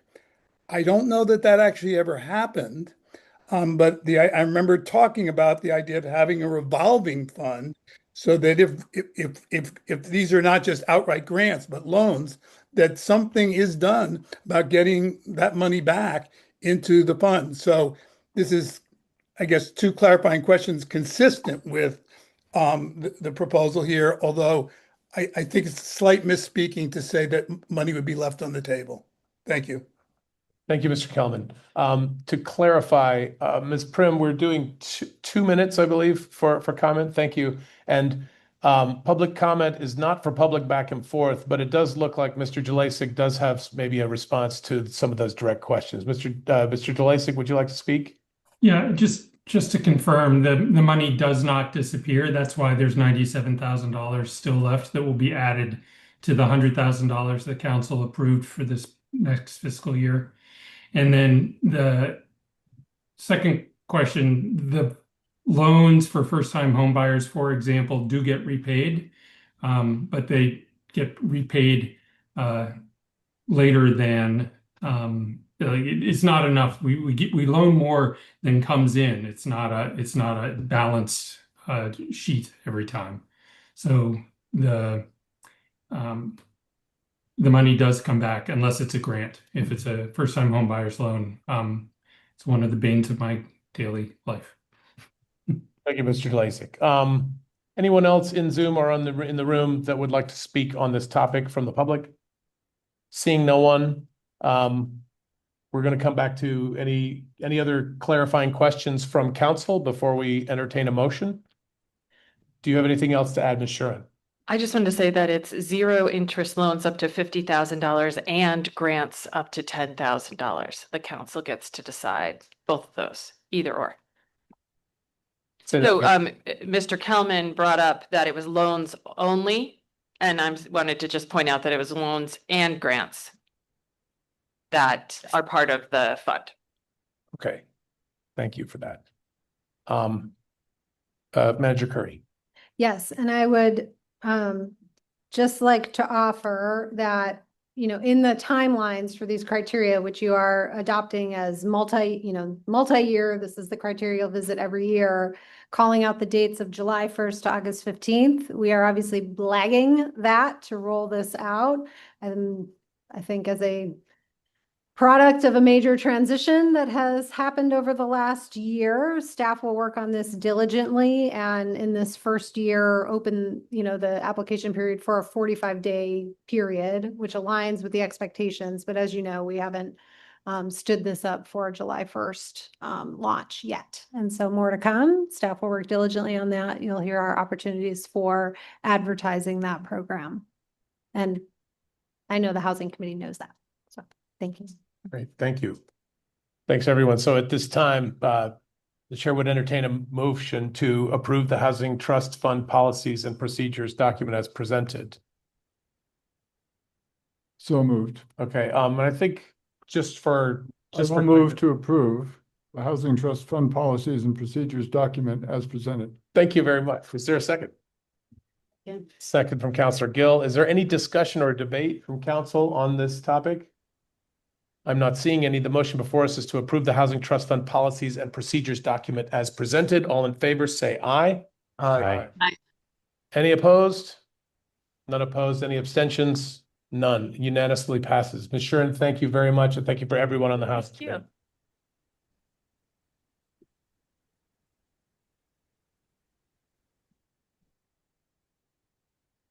All right, we're moving on to item number 9, which is the municipal tax rate. Would you? To make sure I really what's number 9. Is it best for you to tee up the conversation, or should I just ask her to come? This is fine. This is Heather Graves, who's our finance director. And every year you all approve the final tax rate when the grand list assessment has been finalized, and she can talk in more detail or answer questions, but I'll turn it over to Heather. Thank you. Hi. Hi, thank you for Am I coming. not close enough? Is that good? That's good. So coming to you all tonight to get the FY27 tax rate set. Every year council sets the tax rate based on the voter approved budget. For FY27, the voter approved amount to be raised by taxes was $13,852,065. That figure is then divided by our final grand list, which was just finalized yesterday, thus the updated sheet for you. The final grand list number is $13,251,505 for FY27. Both of those numbers are highlighted in pink on the sheet that I handed out before the meeting started. I know there's a lot of numbers and stuff there. It's a little easier on the eyes to be able to pinpoint them. So for FY27, the math of our voter approved amount to be raised by taxes divided by our final grand list comes out to a tax rate of $1.0522. This is slightly lower than the estimated amount during the budget development back in January, by 3.12 cents. That positive difference is due to a small increase in the grand list this year. The tax rate includes the city's general fund budget, separate ballot items, and the Washington County tax. I'll give you just a second to check that out. So also this evening, we're wanting to set the water and sewer benefit charge rate at 2 cents and the sewer separation charge at 7 cents. Those both remain unchanged from prior year. My recommended action is to approve the FY27 municipal tax rate at $1.0522. the water sewer benefit charge rate at 2 cents and the sewer separation charge rate at 7 cents. Thank you. Are there clarifying questions from Ms. Graves from council? Not seeing any. Is there any public comment on this topic? Seeing none, the chair would entertain a motion. Councilor Sheridan. Before I make the motion, I would just like to say congratulations. Hmm. I like seeing us moving internal people up when Thank they you. are qualified. So, I'm glad that you are moved up. Thank you. It's an honor. I'm happy to be here. And I will move the tax rate. Thank you. Okay. A second. Okay. So as I understand it, the motion before us is to approve the fiscal tax year 2027 municipal tax rate of $1.0522 and the water sewer benefit charge of 2 cents and the sewer separation charge of 7 cents. Is there any discussion or debate on this topic? In that case, all in favor say aye. Aye. Any opposed? Any abstentions? It is approved unanimously. Ms. Graves, thank you very much for a job well done. Thanks, everyone. Thank you. I would just like to point out that we're 45 minutes ahead of schedule and what's that? No, we're not going to gloat. What we're going to do instead is we have 45 minutes set aside for the next piece. Does it require a vote for us to move that up ahead of the break, or should we just take a break now? Let's listen to it. Okay, I hear that as a motion to move the next item, number 10, the city manager's fresh eyes report, to now and take a break afterwards. Because we know she's gonna keep it right to 45 minutes. It's gonna be great. Is there a second? I'll second. Okay, we have a second. Any discussion? All in favor of moving item number 10 up to now, say aye. Aye. Aye. Any opposed? Any abstentions? All right, it is unanimous. Manager Curry, you have the floor. Let me pull up my slide deck, please. Light off. Folks in the room, do you need the light off or can you see okay? Well, let's leave it on, and if someone needs it off, please just raise your hand and we'll know what that means. Thank you.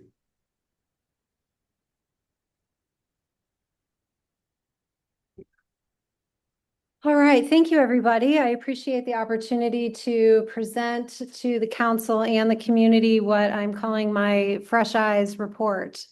You all brought me on at the middle of February of this year to lead the city as its next city manager after a 30-year manager had served and what was a bit of a fractious transition.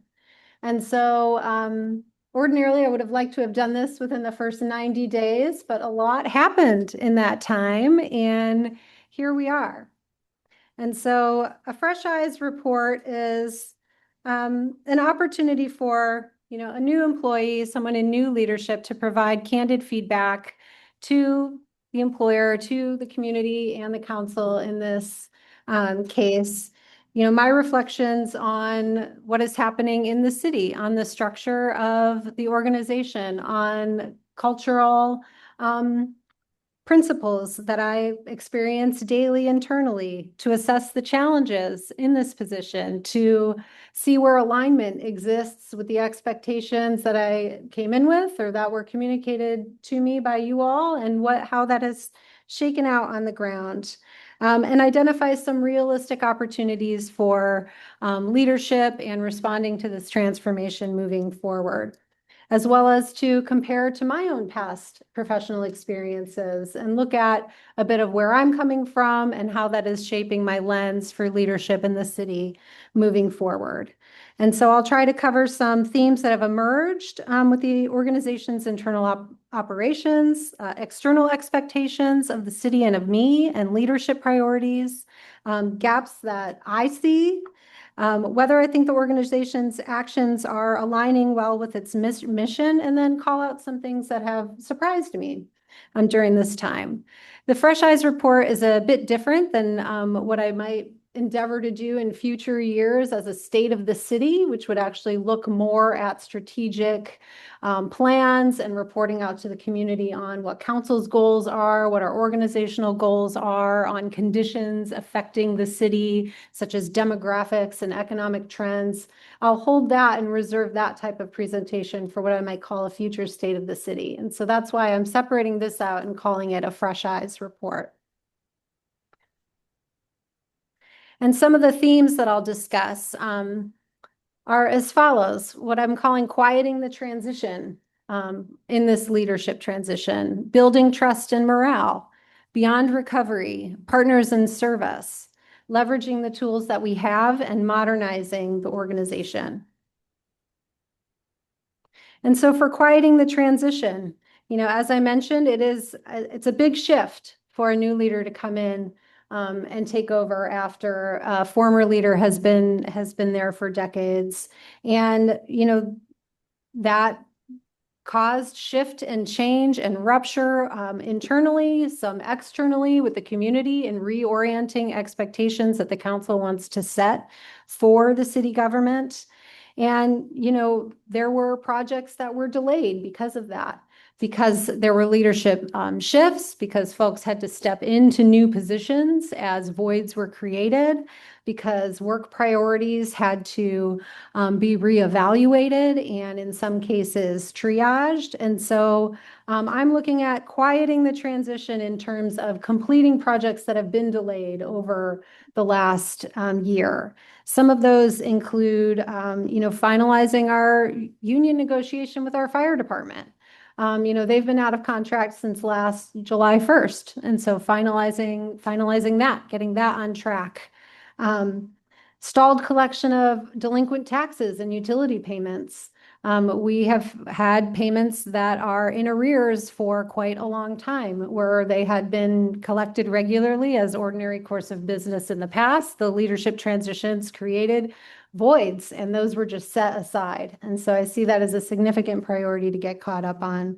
We have unfinished memorandums of understanding that just were simply not completed, that we are operating kind of under informal understandings with partners who thankfully we have great relationships with, but would benefit everyone to resolve in more formal manners. That includes partners like Good Samaritan, Montpelier Alive, Downstreet, and others. And then also getting kind of back on track with supporting staff and looking at performance plan execution. This was not done regularly over the course of many years, from what I can tell, and has not been done recently. And so being able to develop that leadership to support staff, articulate goals together, how those align with the city plan and the council strategic goals, and then regularly provide feedback is something that I see as important to do. I would also note that when you have major leadership shifts like this, it's not out of the ordinary for organizations to see further churn. And, folks, we've seen other department heads in the city have decided to depart for a variety of reasons, whether that is, they didn't like how things were going in the past. They don't like how new leadership is going. They're reevaluating their opportunities elsewhere in other positions. And what they want to do for their careers. It's not unexpected that there will be additional continued turnover in departments as a result of this type of transition. And so with that, we are also building staff capacity. We still have a number of vacancies, which I am working on filling in my office and in other departments, which we absolutely need to build capacity. Our capacity is really limited right now.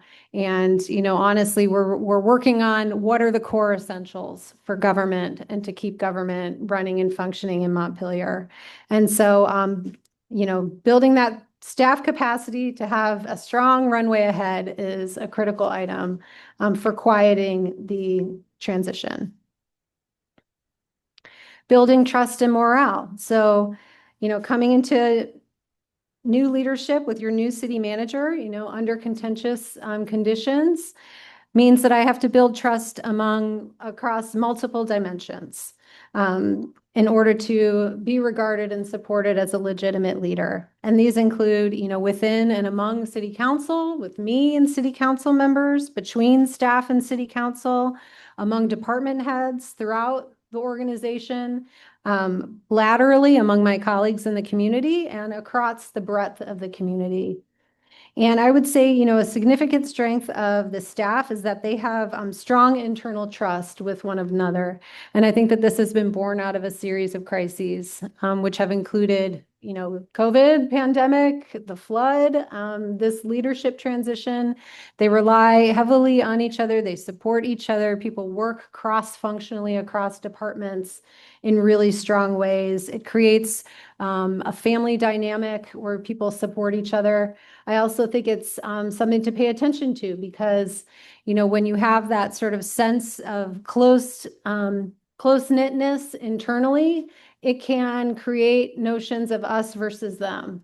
And that is something that, I think in a professional environment and what my vision of a professionally run city is, we want to support that and foster that when it's healthy and also make sure that, this is a profession, this is a job, and we're all committed to the goals of the organization. We're all moving forward the goals of the mission and vision of the organization first and foremost for that.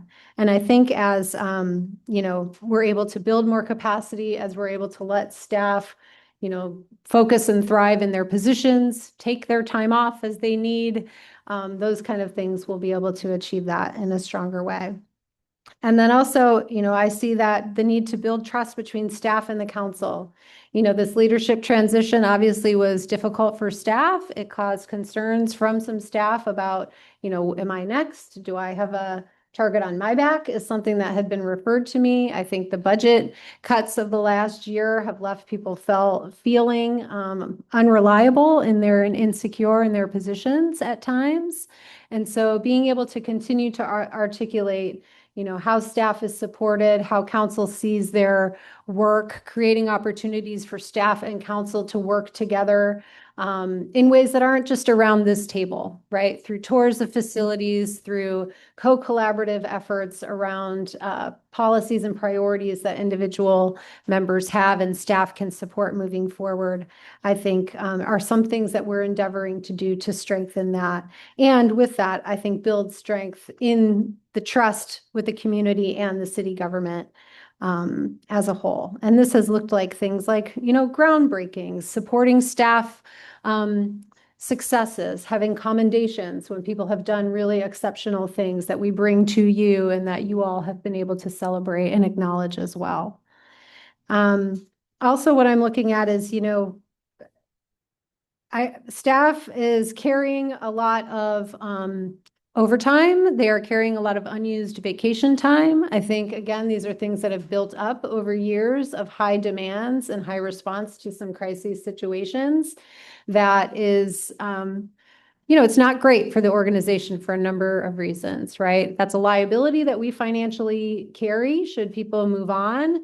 It also doesn't create great work-life balance. And so one of the things that I'm looking at in my leadership role is, how do we generate that work-life balance? How do we let people take their time off, which also limits sort of the liability that runs to the city as well.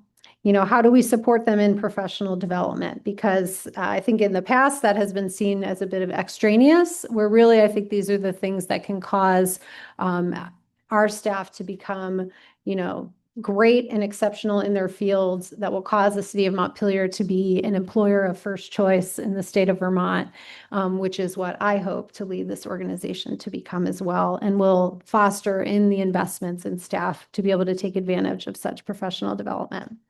And again, I think as our trust builds, as trust with staff builds, it will engender greater trust in the community and in the services that we're providing as well.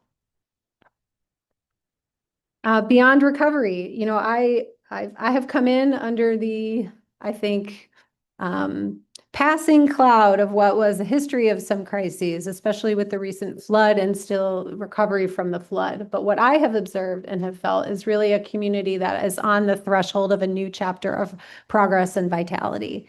There's a lot of wonderful things that are happening in the city of Montpelier, and that a lot of wonderful projects that our city is endeavoring to support.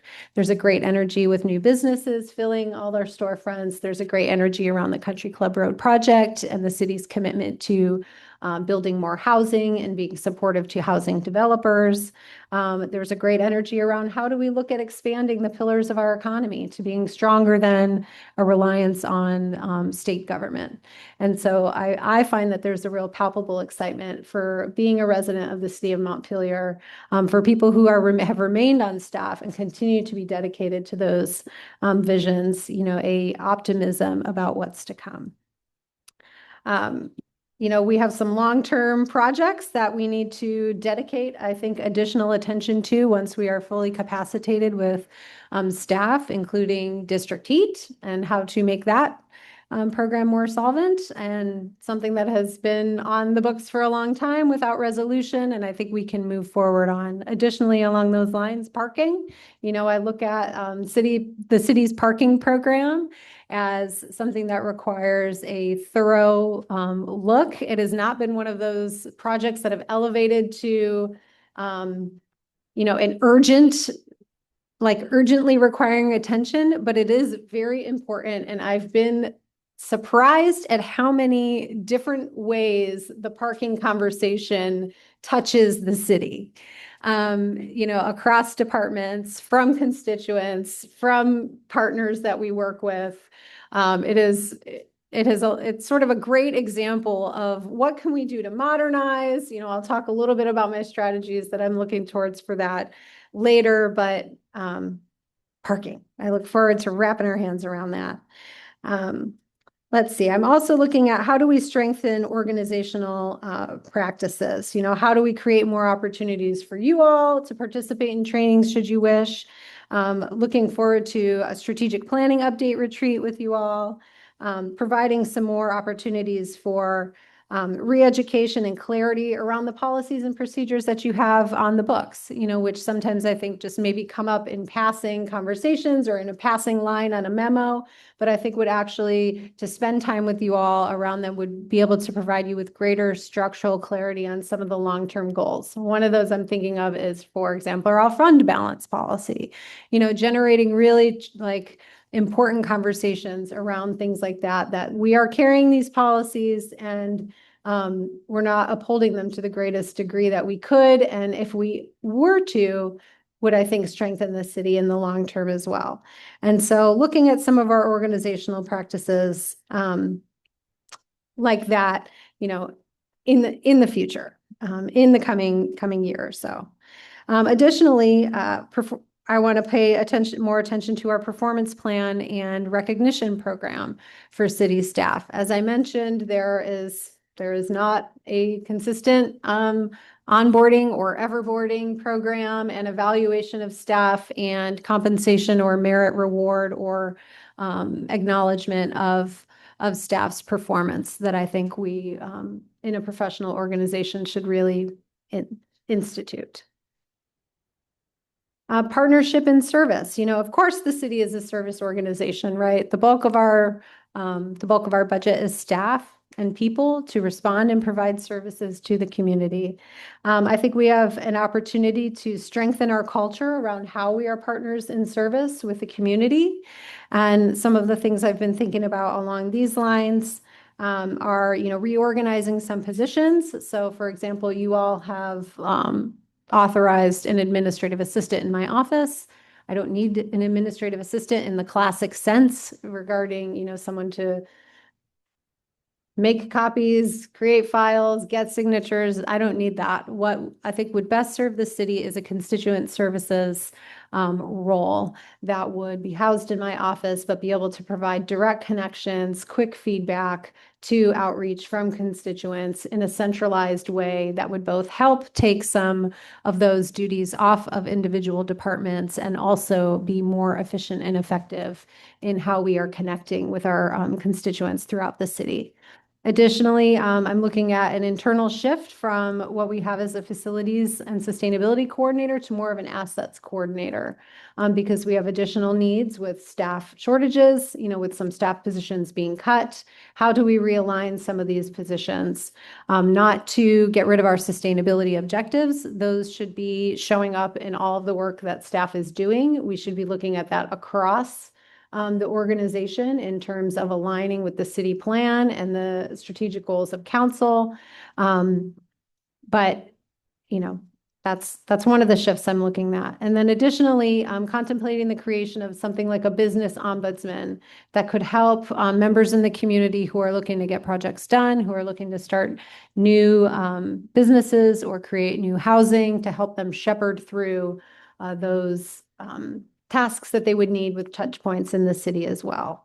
And, I think we are in a bit of a condition of scarcity, I think, from the mentality of that, from a staff point of view. We're trying to deliver our core services, but I know that we can deliver those in a way where we are partners with the community and acting as servant leaders in the strongest ways that we can do possible. Now, along with this, one of the things that I have said sort of from the very start is, are we doing the right things well? This is part of what I am looking at when I'm evaluating my leadership in the city. What are we also saying no to? It's so that we may say yes to the right things, so that we may move forward the projects that are going to most align with the critical goals that council has.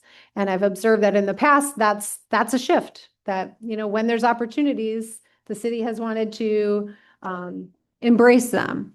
But when we look at staff capacity, when we look at capacity to accept grants and manage grants and implement projects all the way through to the end, sometimes that requires saying, not right now, or maybe under different conditions we can take things on. And that allows us to really focus on the things that we can do well and are poised to do well.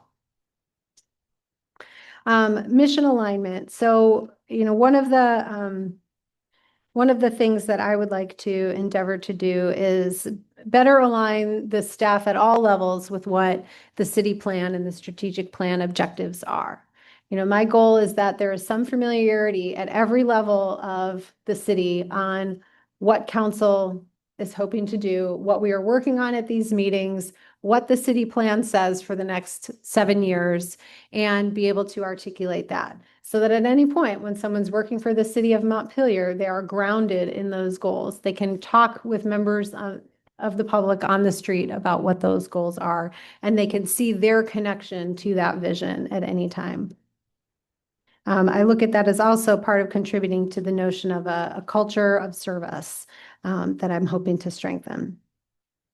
Budget austerity. So, this has not translated to reduced expectations, which I know you all know and hear about on the regular. I do think that we have extended our opportunities to do more with less to about as great extent possible. And now we're in a position to look at how do we do less with less.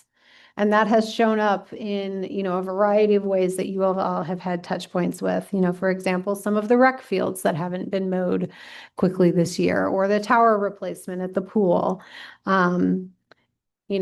The Parkapalooza event that used to happen at the parks has had to be held back. We have opportunities at the fire department where we could be responding to more calls that would be billable for, response with ambulance, which those opportunities are left on the table by staffing. Obviously, the police department, the amount of staffing that they're approved for is less than ideal for a size of our city and a capital city. You all received a staffing report that looked at the need for 22 officers in a town of our size, with additional expectations around special events, with the high amount of commuters and workforce that come into the city every day. I would argue that ours should be even higher than that in order to provide the exceptional service that this community would like to see from our police department. We've had to have some office closures. My office, I would love to just have the door open all the time. I had the door open on the 3rd of July when City Hall was closed for business, but open for the public, and had great conversations with people who came in to use the facilities. And as we get more stabilized, would like to be able to do that. Finance has had to have restricted hours at time. The clerk's office has had to have restricted hours at time. We are flexing as best as we can with limited staffing while continuing to provide our core services. Additionally, our strategic plan, I hope to have a check-in with you all. Your strategic plan that you developed last year really had multi-year goals built into it. And so I wouldn't recommend a full revisitation of those, because you're making progress on all fronts with infrastructure, housing, and economic development. But I do think it merits a check-in every year. And one thing I might propose is to add public safety as an important component for your strategic plan. We are doing a lot of work around homelessness. We are paying a lot of attention around the police department right now that is, simply not being addressed or identified in the strategic plan. And so I think recognizing those would better align what is happening on the ground with what is being asked of us by council. Leveraging our tools. So, we have a lot of great tools that I think we could be using to better effect. And so instead of spending more money to adopt new things, or to bring in new consultants, or to buy a new service, I think we can leverage our existing tools more effectively. And I will say, this is part of modernizing the organization. I don't think that any kind of organizational opposition will happen internally. I think that, staff has demonstrated interest, willingness, excitement around streamlining our work, around using the technologies we have, about being better trained on the things already at our disposal to do things like improve our customer payment options. So folks can come in and pay in the manner that they would like for any number of services that they need to pay for in the city, whether it's a popsicle at the pool or whether it's your property tax at the clerk's office. Communication tools, we have a great tool, Zen City, that has been used that I think we can leverage to get greater public input in an expanded fashion that would reach out to folks who don't participate in these types of meetings, but would willingly engage with a tool like that. Civic Plus is our website. We all know that our website needs help. And, Civic Plus does have a lot of tools that we could leverage to provide greater clarity and transparency for the public, and be a more useful tool for staff and council alike. Ticketing tools for, our asset work, and order tracking, electronic signature processing. I've probably said 5,000 times since my first day of why are we doing all of this on paper? And so transitioning some of those to modernize as well. And then this also adds into kind of modernizing the organization, formalizing handshake deals. I think when you have had people who've been around for many decades and who carry all of the history in their head, handshake deals have come about. And this isn't unusual to Montpelier. I mean, this is many places in the country. But I do think as we are bringing new people in, as population churns, as new leadership is in, we should formalize some of these handshake deals so that it's clear into the future. What is the city agreeing to with partners? What are partners agreeing to with the city? And then implementing some 21st century governance processes. We have some cleaning of house to do regarding things like cash handling, regarding IT policies, and user training, so we're not putting the organization at risk. Records retention. I think I spend a lot of time, and God bless John Odom for all of his help to me, where I'm like, can you please help me find this?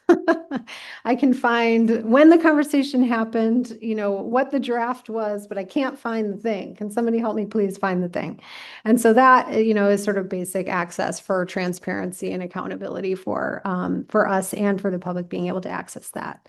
And then again, onboarding and everboarding. So creating a more formalized onboarding system for our new employees as they're coming in, so we can support them in getting established in the organization and being supported in the organization and receiving the training that would be beneficial to aligning their mission and vision of their role with the broader organization, and growing everyone's capacities and skills as professionals into the future is what I look at as everboarding.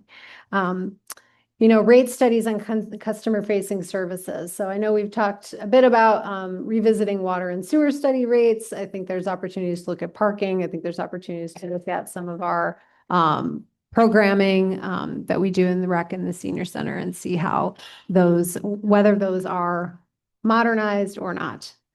And then a compensation study, in order for us to, I think, be an employer of first choice in the state of Vermont, we need to understand where we fall in comparison to, other organizations. It's not a surprise. There's often a revolving door between the city and the state relative to positions and where people get paid more or how we lose people to other municipalities. And I think we need to do a compensation study to look at how the staff in our personnel plans, full compensation package is being able to attract and retain a quality talent as well.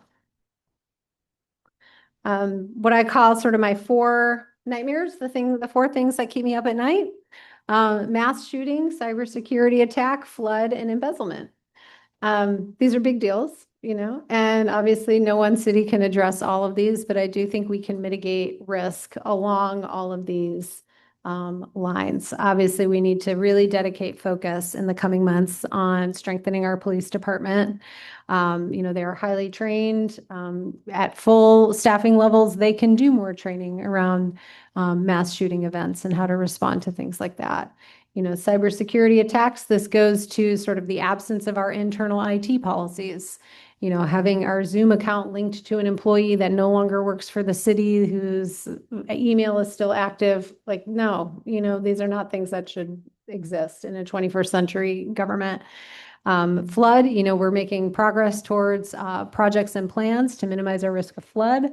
I think our emergency preparedness is a highlight. I'm really looking forward to some of the tabletop exercises that we are planning with Vermont Emergency Management, with aligning the staff's understanding of what their capacities in emergency response would be in a ways to practice. Embezzlement, again, I think that, we do regularly audits, but we have a lot of opportunity to strengthen up our fiscal controls and ensure that, we're mitigating as much risk as possible. And these are not to call out that I think any one of these things are going to happen in any one day, but I do think there's real opportunity for the city to improve along our risk mitigation. 4 surprises. So Montpelier is a city that punches above its weight.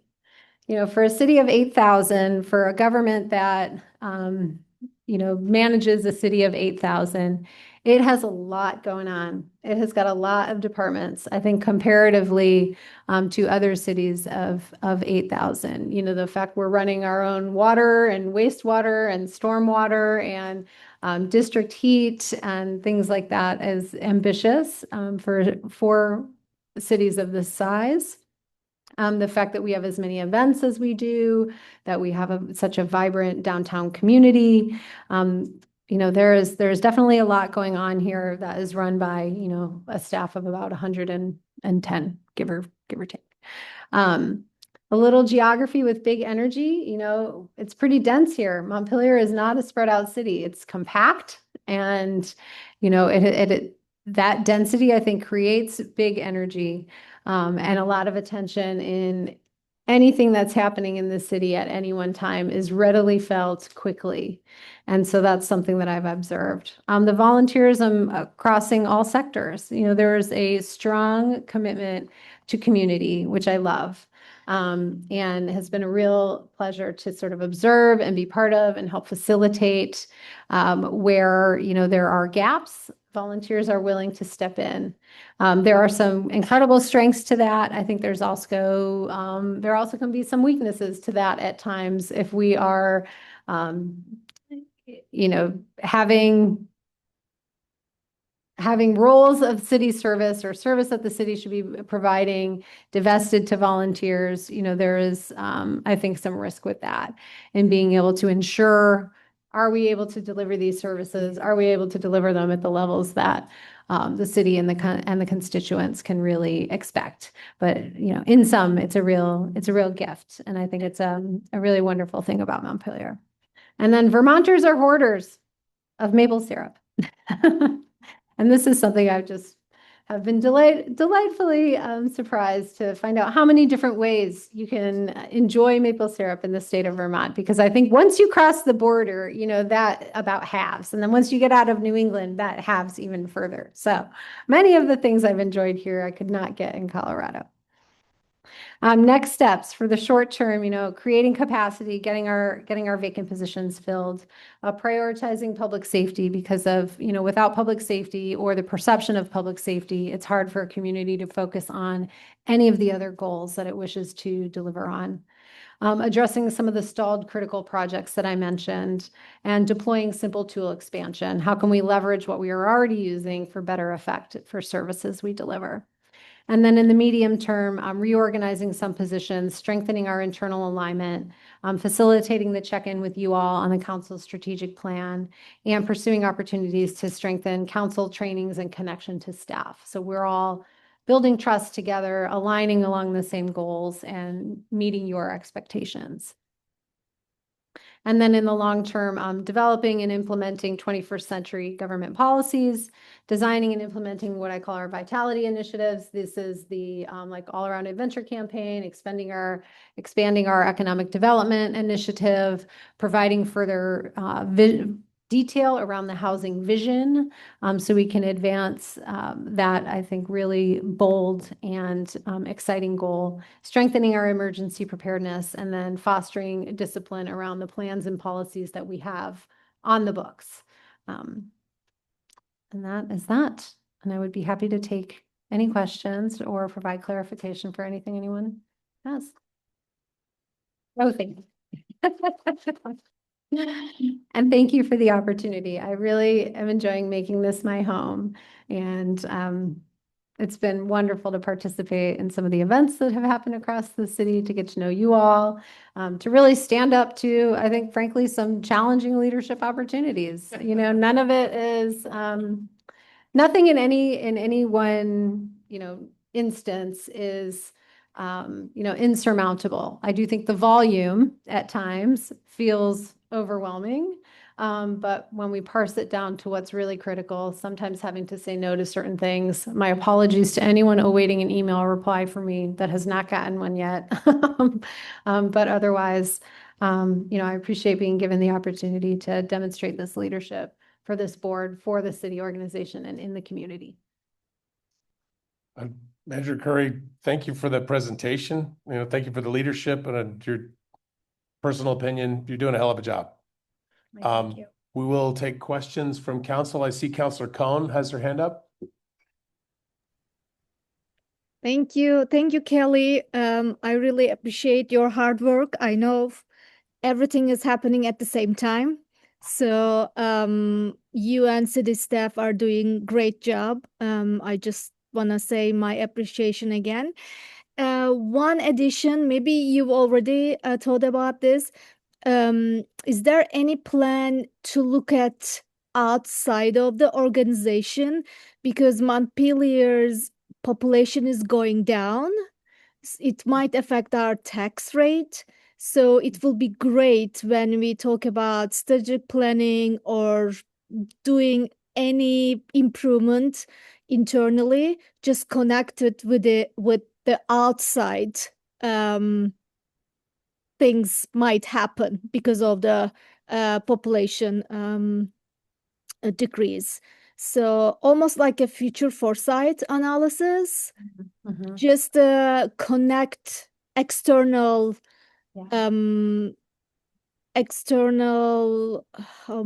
impacts, then we can really plan and improve our city structure based on what the things are waiting for us externally. Thank you. I appreciate that. I think if I hear you correctly. Hi. Is your microphone muted? No, sorry. I think if I'm understanding correctly, Palin, something along the lines of forecasting for the community to help identify, what are the outside conditions that it could affect city government and city goals moving into the future. So if I understood that correctly, yes. Yeah, I think yeah, great. that's correct, because out. we talk about budget and like other things, but most of our budget is coming from taxes. And if our population is going down, it will affect our tax rate in next 3 years or 5 years. So I think it is important to look at, and there are nonprofit organizations already doing that work, like Vermont's Future Project and everything, and they are in Barrie, so we can always talk to them. But I think it is very important to have in our plans to create that kind of analysis. Thank you. Other questions from council? Thank you, Councilor Cohen. Councilor Doyle. I would just ask, like, what, first of all, I'm just really impressed, and I do in my professional life have the opportunity to work with other towns and cities, and I just feel really lucky that we were able to find you and that you chose to make Montpelier your home. So I'm just really impressed with your leadership, and I want to know what we can do to most effectively support you. I mean, I don't feel like there's probably a laundry list, and but I just want to make sure that and I think you've been doing a good job of this, but like, make sure to encourage you to tell us what you need from us to provide the kind of direction that you need to be successful. Mm-hmm. Thanks, Councilor Doyle. I think the analogy that I return to for myself when I talk about this openly sometimes to people is, it's like working on an old house, right? And we're very much looking forward to the point in time where we can get to, putting on the nice shutters or re-siding it with, the cement fiberboard or other energy efficient type of materials. But right now I'm like focused on the foundation, and I'm focused on shoring up the foundation so that we can build all of the rest of the development on top of that. Because, I don't want to underplay it, but the capacity limitations in the city are real, and we're trying to do our best at delivering core services while also making incremental advancement towards the bigger goals for the city and vision for the city as well. And so, I think just some recognition that the state we are in now is not going to be the state that we're in 6 months. Like, we will have built more capacity, right? We have quieted the transition, like what I say, and we will be able to deliver more and look more strategically and provide more forward-facing leadership than I think what is just sort of reactive to critical conditions right now. Great. Anyone else? Councilor Alfano. Well, I'd just like to congratulate the council on what a great job we did. All right. Between Kelly Curry. I mean, I too am just completely happy with the way things are going and how you're approaching it all. I'm really happy you didn't take the first train out of town, although I think there is only one, so it wouldn't have been easy. But I mean, the future is bright, I think, and that's partly because of what you're doing. Thanks for that. Thank you. Councilor Brown, go ahead. Thank you so much, Kelly. I want to echo what other people have said. This was, I knew you had been looking at things really carefully and with fresh eyes, and it's really great to hear the details of what you've seen. And a lot of what you said kind of echoes some of the things that we have been hearing in the past that we kind of already knew, but you have been able to kind of put an additional clarity to a lot of things, which I really, really appreciate.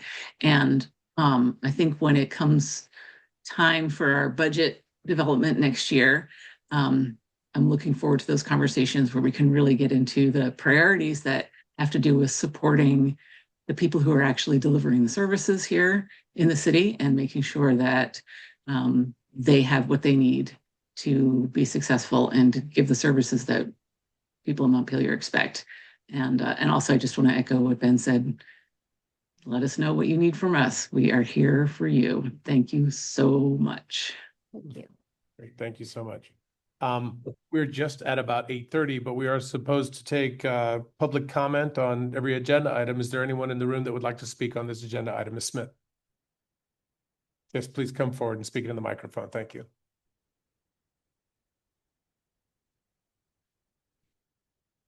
That was a lot of work. I just wanted to mention that I heard you say something about paper versus, I guess, computer. And then you also mentioned something about potential cyber attacks.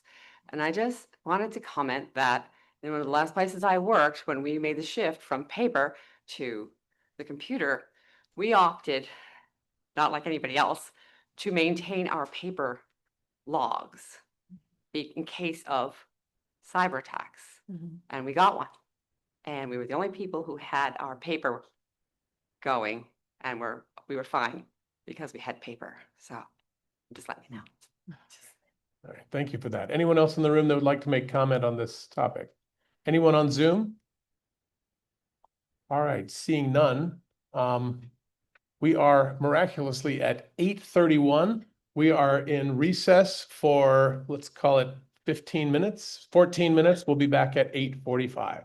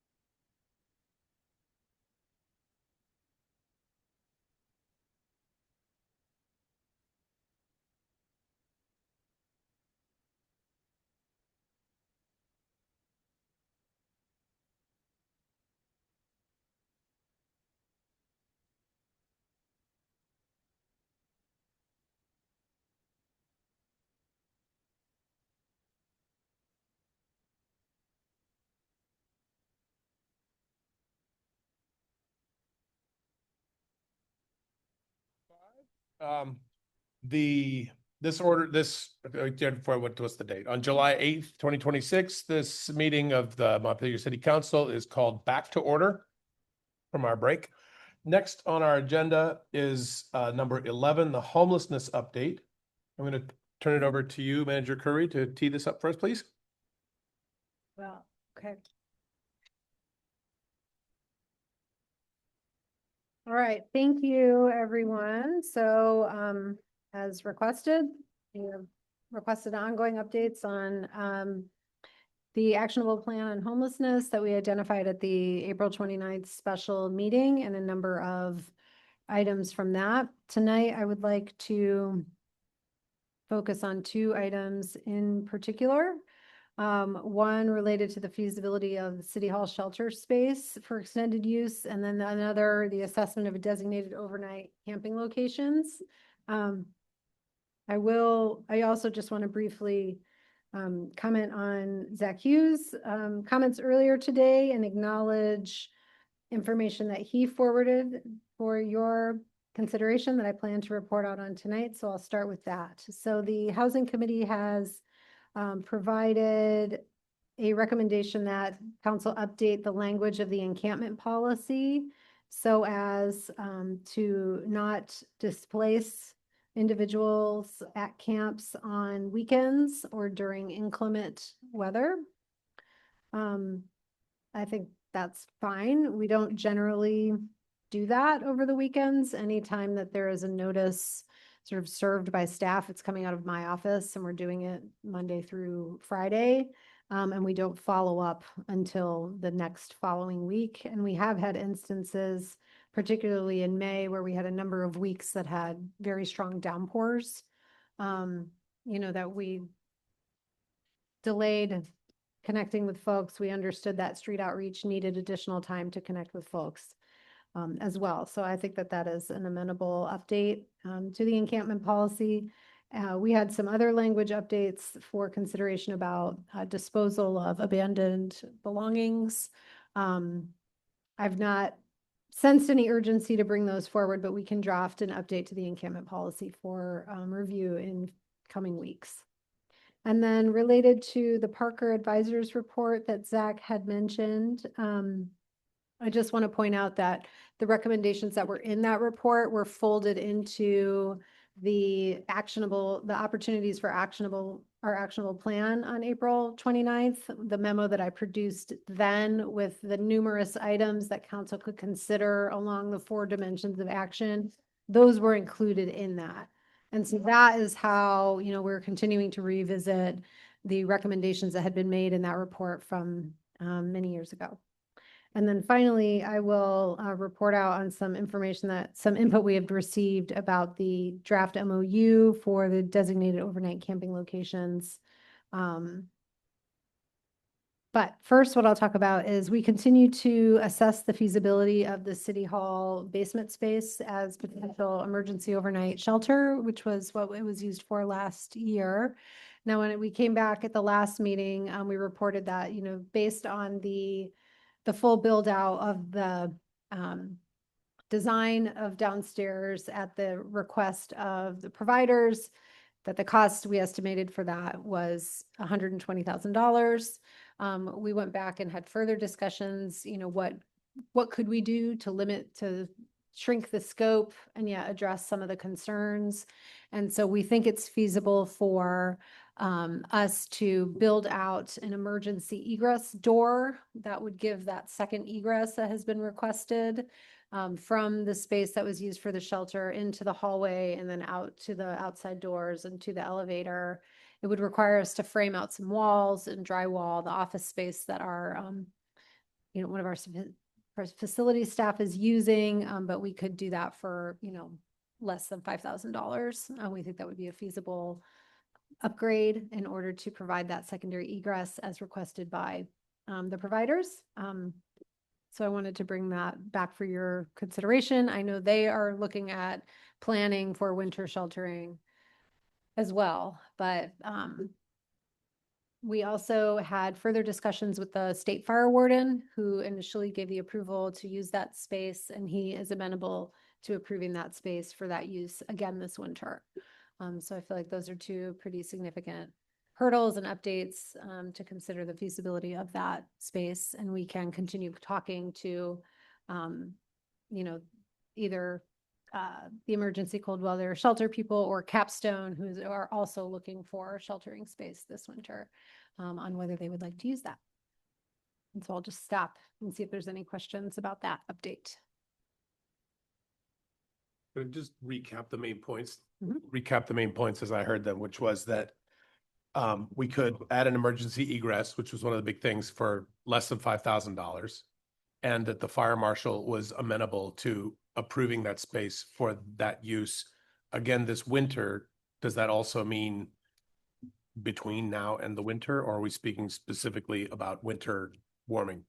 I mean, winter sheltering only. We were looking at winter sheltering because it's hot and not comfortable for summer use. And so that would require additional investment if we wanted to use that for a space. And I'm not sure if they want to use that space right now, to be honest. And I will note Matt Jalisik is here still. Thank you, Matt. And he can provide additional comment on conversations with the providers, because Matt is really acting as our partner in staying connected with the providers across the scope of the services. Right, Matt, anything to add at this point, or just whenever you're ready? No, what Kelly said is accurate. I think when we talked about the fire marshal's agreement, we have to remember that that was for the cold weather shelter, overflow emergency cold weather shelter. So the use has to be the same. So we might be able to talk to the fire marshal again to change the use to include cooling shelter, though it's not cool, but we can, or to extend the use. But the thing that was approved was very specific. Okay. Thank you. Councilor Sheridan. I want to talk about the temperature that precipitates the use. Are we going to use the same temperature as last year? I think it was what, 10 degrees? Which is, I would like to see it 20 at least, if we could get the people to do it. I think 20, and having lived here in Vermont all my life, it really gets cold from 20 down, not 10 down. And so 20 up sometimes feels like it's 50 out when you're in the dead of winter, but 20 down is cold, especially when you have a cold wind.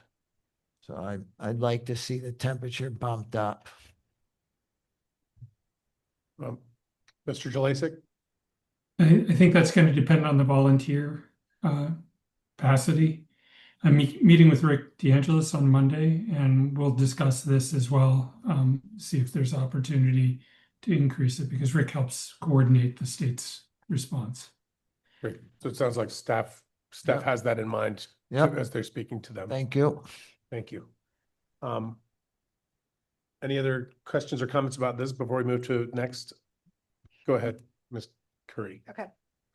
So the next major item was at the request of councils at the last meeting, was to prepare a draft MOU that would, be a proposal to enter into agreement with a service provider if the city wished to designate an outdoor designated encampment. And so I took that direction and built out, the MOU, which is included in your packet, that sets forth proposed expectations for the city and for any provider who may want to manage the camp, on what we would expect from each other, what the city would deliver, what the provider would agree to. I'm happy to walk through that. I will say I might look to Matt again to weigh in on this, but we have been told this week that the, Beth Ann Meyer and the group that originally brought this proposal for consideration are no longer interested in considering it. So we happy to walk through these, happy to see if you all have things that you want added or pulled out. We can continue to have this as a resource. We can turn it into an RFP and see if another provider would be interested in doing this. But that's my understanding of that conversation. And then, Capstone has said, our expertise is not in outdoor sheltering, it's in indoor sheltering. But again, we can put this out there to see if there are any service providers in the community that would wish to organize themselves or a partnership to be able to respond to the criteria that you would put forward. And so this would be an opportunity to evaluate that criteria and see if there's anything you'd like to add or remove. Councilor Sheridan. Did they give a reason why? Because they were the ones that approached us on that. Sure. The reason, as I understand it, is they are pivoting their focus to developing the cold weather shelter. I think because the church is not planning to host the cold weather shelter again this year, that is of more, the urgency around life safety with cold weather is more pressing than warmer months. Matt, again, I'll look to you because I'm paraphrasing conversations that Matt and I have had in email. Yeah, I had one other observation. I thought 5/10 and 10 people was a little short. I mean, I thought maybe we could double that to 10/10 and 20 people.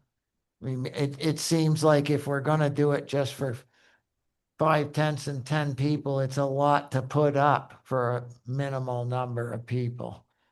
It's not even gonna dent anything. I mean, not that 20 will, but if we're gonna put, toilets there or a shower trailer or something, I think it maybe ought to be doubled in size. Well, if we can get the people to do it. I think also that, just to clarify, I think the 5/10 and 10 people was at any one location, not necessarily total numbers. Right. No, but I was thinking at any one location, especially like the ball field, which is, I played ball there. There's definitely room for more than 5/10. It's a pretty good sized ball field. Councilor Gill. So I just want to be very clear that, if we did move forward with this, Montpelier would be the only city in the state of Vermont and possibly maybe the Northeast to designate an encampment on city property. And I think that comes with a huge amount of risks. I think it comes with risks of, increased patrol, increased, city staff resources, which we just heard are very limited. I think we have to think very clearly about this and very strategically. And, what we've heard over and over and over from providers is the one thing we need to focus on is housing. And so do we put our time, energy, and resources in encampments, which we know are going to drain city resources, when we should be using our time wisely to focus on housing opportunities? So I think it's a risk, benefit analysis here that we really need to think through, because if we're going to divert staff to looking and monitoring and supporting and patrolling encampments, that is going to take away from what we know truly helps is housing. So I think we have to just be very clear about what our priorities are and what we can and can't do. Sorry. It's my microphone. There's something over there. I think the breathing actually is coming from you, Jim. But I think there you go. Perfect. Thanks. Thank you, Councilor Gill. Other questions, comments from council on this? I mean, Kelly, I just want to make sure, or Manager Gray, I just want to I want to make sure you're getting the direction that you need. And are you asking us if we should be moving forward with putting this memorandum of understanding out as an RFP in lieu of the group that had originally, encouraged us to develop it? Yes. Yeah. A precursor to that is, do you want to continue to explore this? Right. I think as Adrian has raised. I mean, I have to say, I agree with many things that Adrian said. I think, given where we are in terms of staffing, particularly in police and the resources that are available to the city. And, you know, we did receive legal advice on what the implications of having an encampment in the city would be and a level of risk that, you know, I think at this time, it's just not acceptable.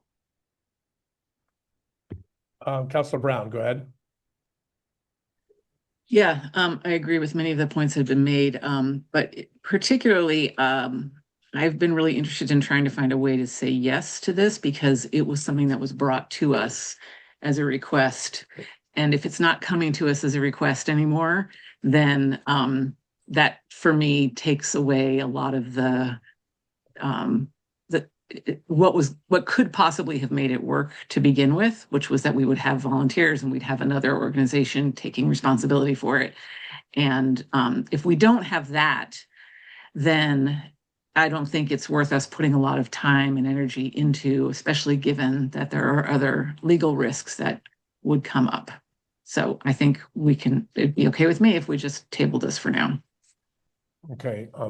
At the moment, I'm just tracking one voice for continuing in this line and 3 voices not for continuing this line. Mr. Jelacic, you have your hand up. And we have a yellow card up, just not to rush anybody, but keeping an eye on our time. Yes.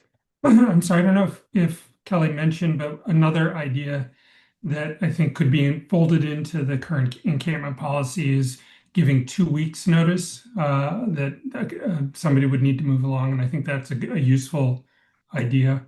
The other thing is I find it challenging at the moment to stop working on this because I think having a policy for next year is not going to happen in a week next year.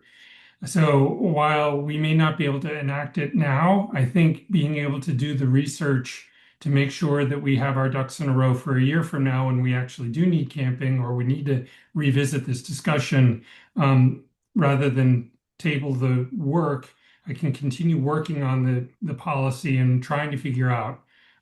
New information comes to light every day. I was at the situation table earlier today and someone shared with me that Middlebury has a very comprehensive encampment policy, which I hadn't seen before. So I think working on it without trying to get the MOU created as an RFP still makes sense. Just that's my staff perspective. Manager Curry, do you want to add anything to that? No, I think Matt properly anticipates next year's conversations. We're trying to be in a better position so we're not completely reactive. And so now we're looking ahead towards cold weather sheltering. I think it makes sense. We can continue to explore this for next year. Do you have a sense from council on what direction you need to take moving forward?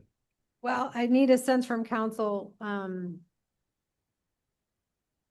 you know, between now and next year, council could change, you know, you may have a different profile related to the absorption of risk around this. I mean, I have heard that there's just some reticence, like there's too much risk about this period at all. And so clarity around whether we should continue to work on the details of this MOU in anticipation of either a changed council, changed notion of risk or responsiveness for next year, I think would be helpful. Well, I'd like to point out that, I mean, one of those risks is that in the event that we don't have the financial tools, whether it's just money or insurance or whatnot, to completely outfit multiple encampment sites with complete ADA compliance, right? And that would be something that would be completely outside of our ability to deliver properly. However, it is possible that between now and next year, a boatload of money falls onto this very topic that might allow us to do such a thing, whether it's from the federal government or the state government or what have you. And it seems to me that after hearing Mr. Jelasic's point, which is we keep working on this idea because it may become useful to us in the future and we don't want to be trying to play catch up at the last minute, that it makes sense to continue working on this. But I'm also hearing from council that the desire to move this specific MOU forward in the very short term with no one who is willing to sign the MOU doesn't seem like the best use of your time. My personal take is that given your current capacity and all of those factors, one, maintaining a long view and also understanding what the council feels in the short view, again, do you feel like that gives you enough clarity for how to organize your work now, or do you have something that you would like for us to sort of go around the room and say yes, yes, no? Sure. I don't think it's, there's any harm in refining details around this, anticipating future questions, Matt's ongoing conversations. I think it's fine. But, this is a topic that will come back around every Yeah. year. For sure. Councilors Alfano or Cone, would you like to weigh in on this before we move forward? I agree with what Ben and Adrian have and Carrie have expressed. I think it's just, the timing is just not right now. I don't think we really can afford, particularly down 4 police officers. I mean, among other factors. But I agree that this is something we need to continue to prepare for a day when we may need to act. And so I would support continuing to research and nurture the relationships that will be required. Okay, thank you. Manager Curry, go ahead. Oh. With the next. Nothing else, I think. Nothing else. Okay, at this time, we will have public comment. I saw Mr. Kelman's hand up first, and then we'll go to the room. Mr. Kelman, go ahead. Peter Kelman, Montpelier. I think that Matt Jelassic has given a very good reason for continuing to work on this. And I'll just add one more. When the president of the United States refused to give money, this is back in the 70s, to New York State, it sent a signal to New York City, I'm sorry. It sent a signal to the city that the president didn't care about New York City, sorry. Don't send a signal to the people who are homeless that you don't care, please. If you read the MOU, it does not call for the city staff to be doing things.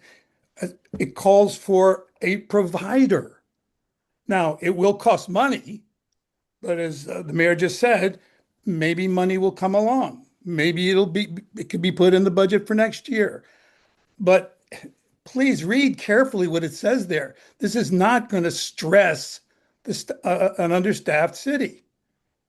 And I think this MOU is drawn up quite carefully, and I would say quite conservatively, to minimize risk and keep raising this specter of risk. How about the risk of continuing to have 100 people living outdoors in this city? That is a risk. Thank you. Thank you, Mr. Kelman. Mr. Whitaker, I saw your hand next, and then we'll go to Mr. Bellini.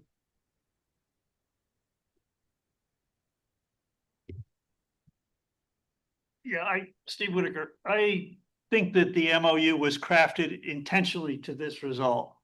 And it's part of the disingenuous kick it down the road and stall and make the hurdle so high that no provider would respond. And I saw this outcome as soon as I read the MOU, but yet I still can't get the comments that were received on the MOU because public records, responses are dysfunctional in our city. Kelly put in the memorandum on Friday that it had been circulated to the Housing Committee. Housing Committee had not commented on it because they didn't have it, and Zach didn't send it out at the end of the day. And so I've asked for the comments. What comments were received? Oh, we don't know what you're talking about. 3 different iterations back and forth with Evelyn. We don't know what you're talking about. I said, it says in the packet that Kelly put out the MOU for comment and had comments back. Still haven't seen them. So this is a game that people are playing while we have an emergency. People are getting assaulted. Innocent pedestrians and old people are getting assaulted because the desperation And this is how you respond to the desperation of the unhoused people? It's pathetic. You should be ashamed of yourself. This has been going on for 6, 7 years, and you've done virtually nothing. And there is proposals, but to send them to the dump, why don't you send them to the landfill in Coventry? You know, that the stump dump as an eligible site rather than, Peace Park or Gateway Park or Home Farm Way. I mean, do you take yourself seriously? And then you can keep all your secret legal fears to yourselves, right? The city has immunity. The city can allow use of public land. There's a simple cure to the zoning. Thank you. Your time is up. Yeah, and your time is going to be up.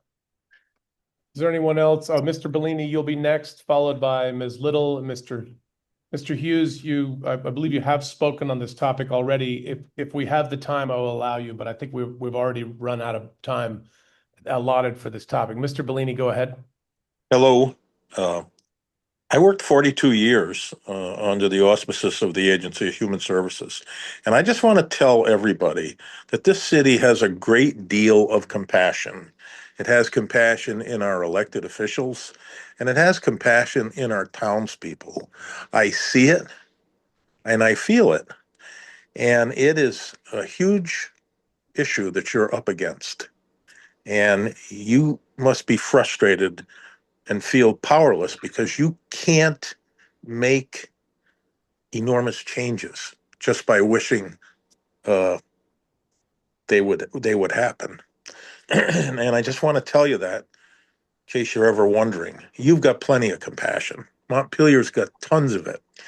And I noticed that we have Good Samaritan now on Barry Street, and I'd like to encourage the city to at least somehow get some of our homeless people to try to get involved with that program, because I did look at the program online and it seems robust and comprehensive, not perfect, but gee, pretty good. And they're experts. And I think that's a step in the right direction. And don't ever doubt yourselves. You're doing good. Thank you. Thank you, Mr. Bellini. Ms. Little. Are you able to hear me? Yeah, sorry, go ahead. That's okay.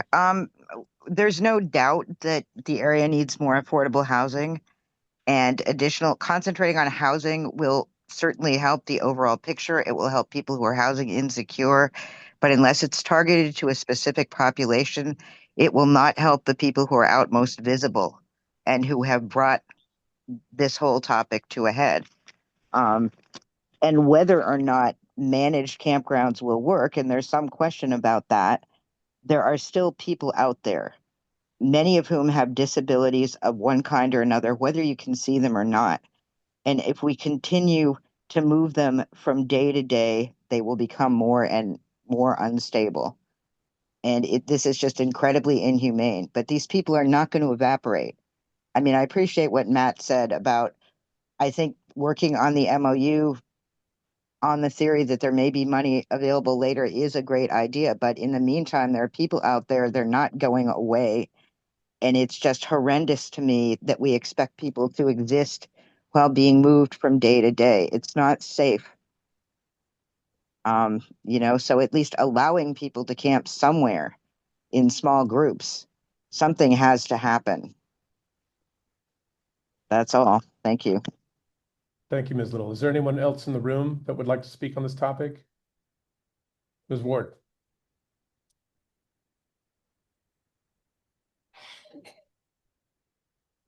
I just want to agree with Don Little. I think that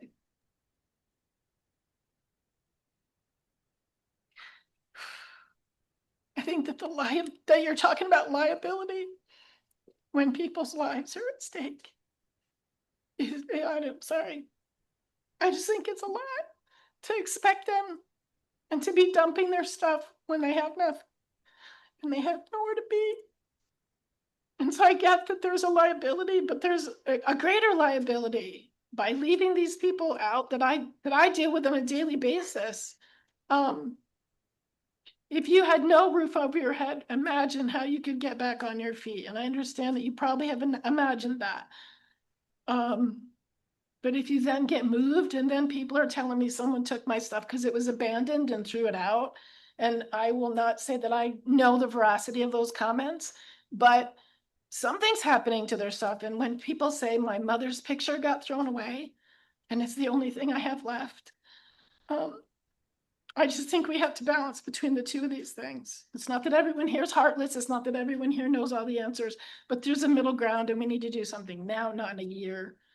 And I agree with Steve that it's been year after year after year that nothing feels like it's getting done.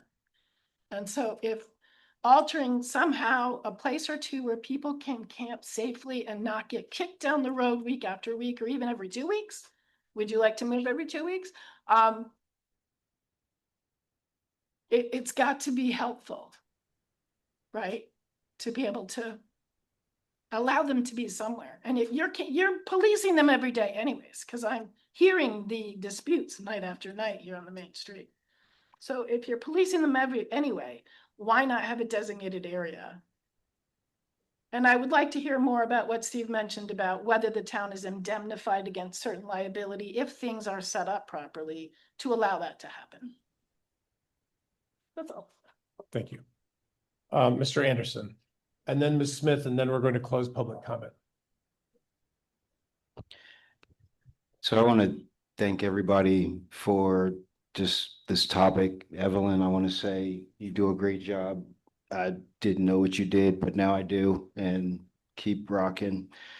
As far as the camps, how do I say this? There's a way to do this, and so that everyone doesn't feel put upon.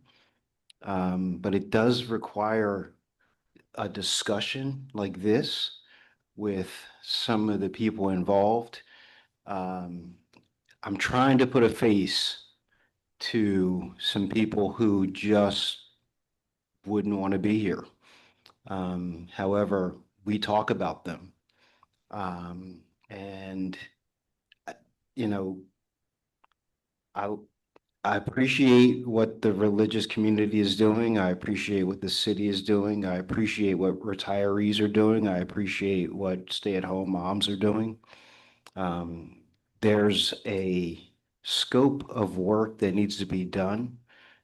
If you have not been homeless in the last 3 to 5 years, you have no idea what's going on really out there and what's waiting as far as reform. And like I said, I just want to provide a voice and a face. It doesn't look like me, but I'm providing a face because we need to humanize this issue in a we need 17 police officers in order to do something about it. Because a lot of people just want to be left alone, and you know, provided services that can provide a next leap of opportunity, not just you know, generations of take. Thank you. Bye. Thank you, Mr. Paul. Thank you, Mr. Anderson. Ms. Smith.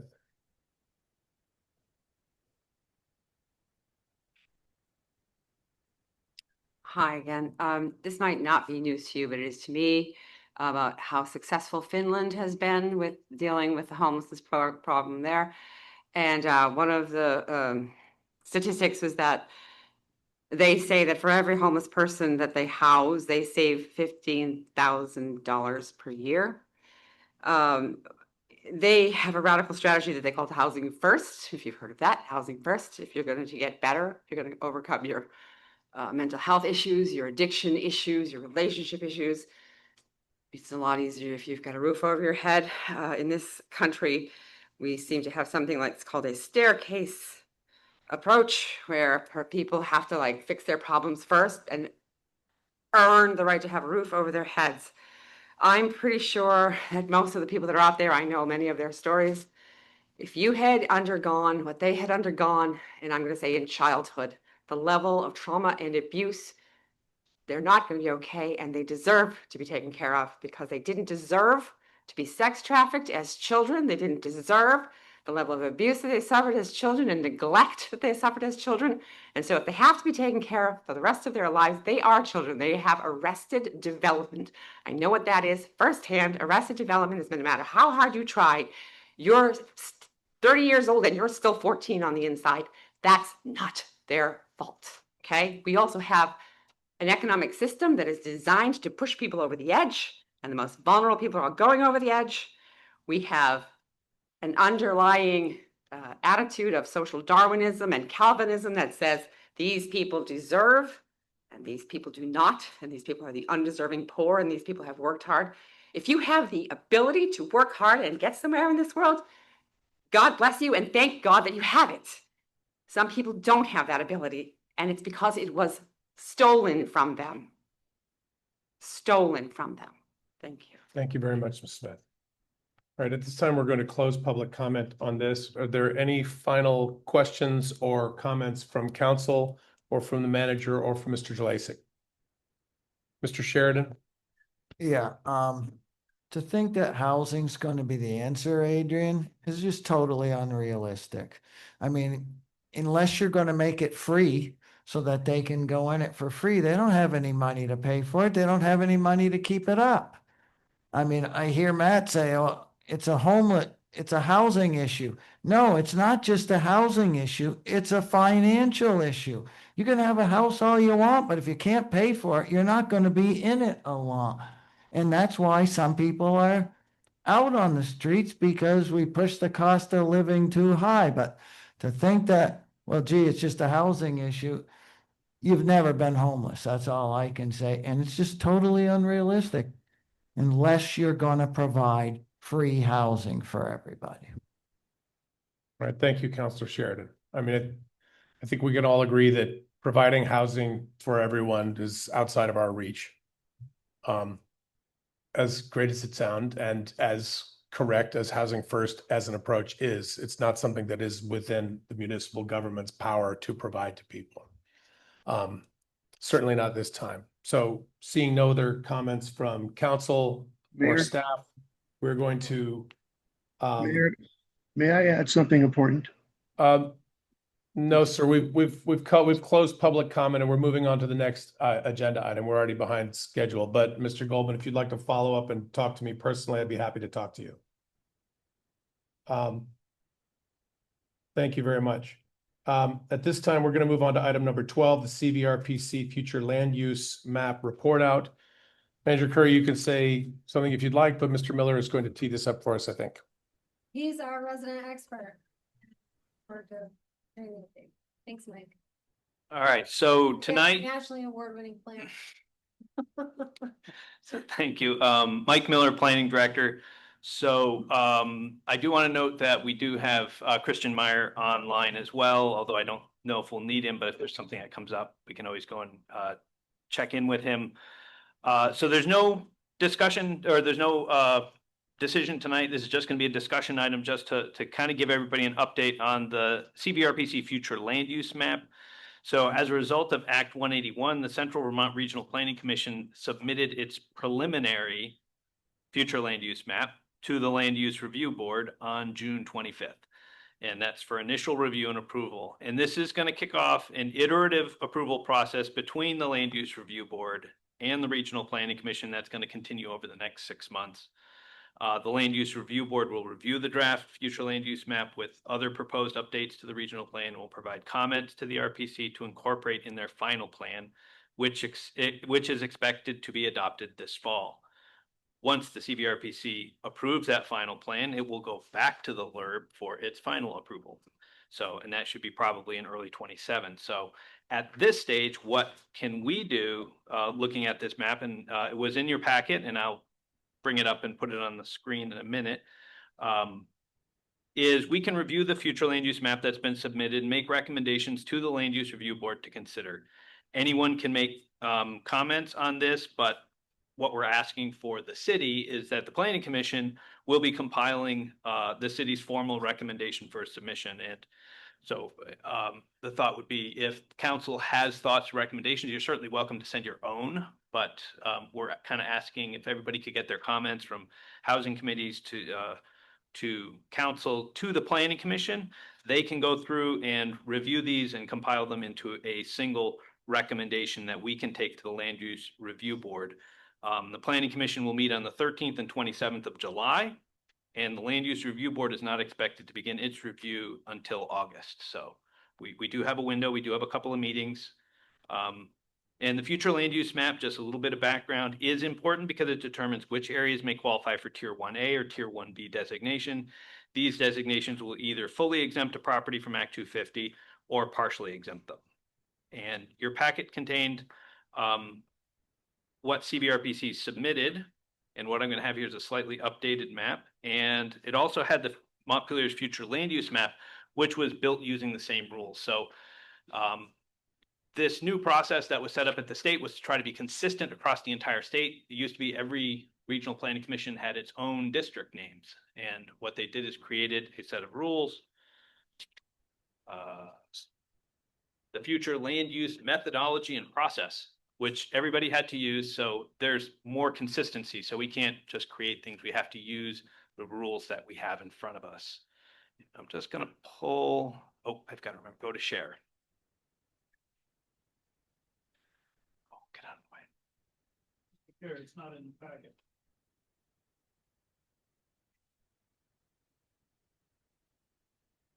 Okay, so this is up. Let me close these two out. So these are, I'm going to go back a little bit. So this is, if you were to go into this site, and you guys have that, we'll get that out after the meeting. This is something Nick put together from my office.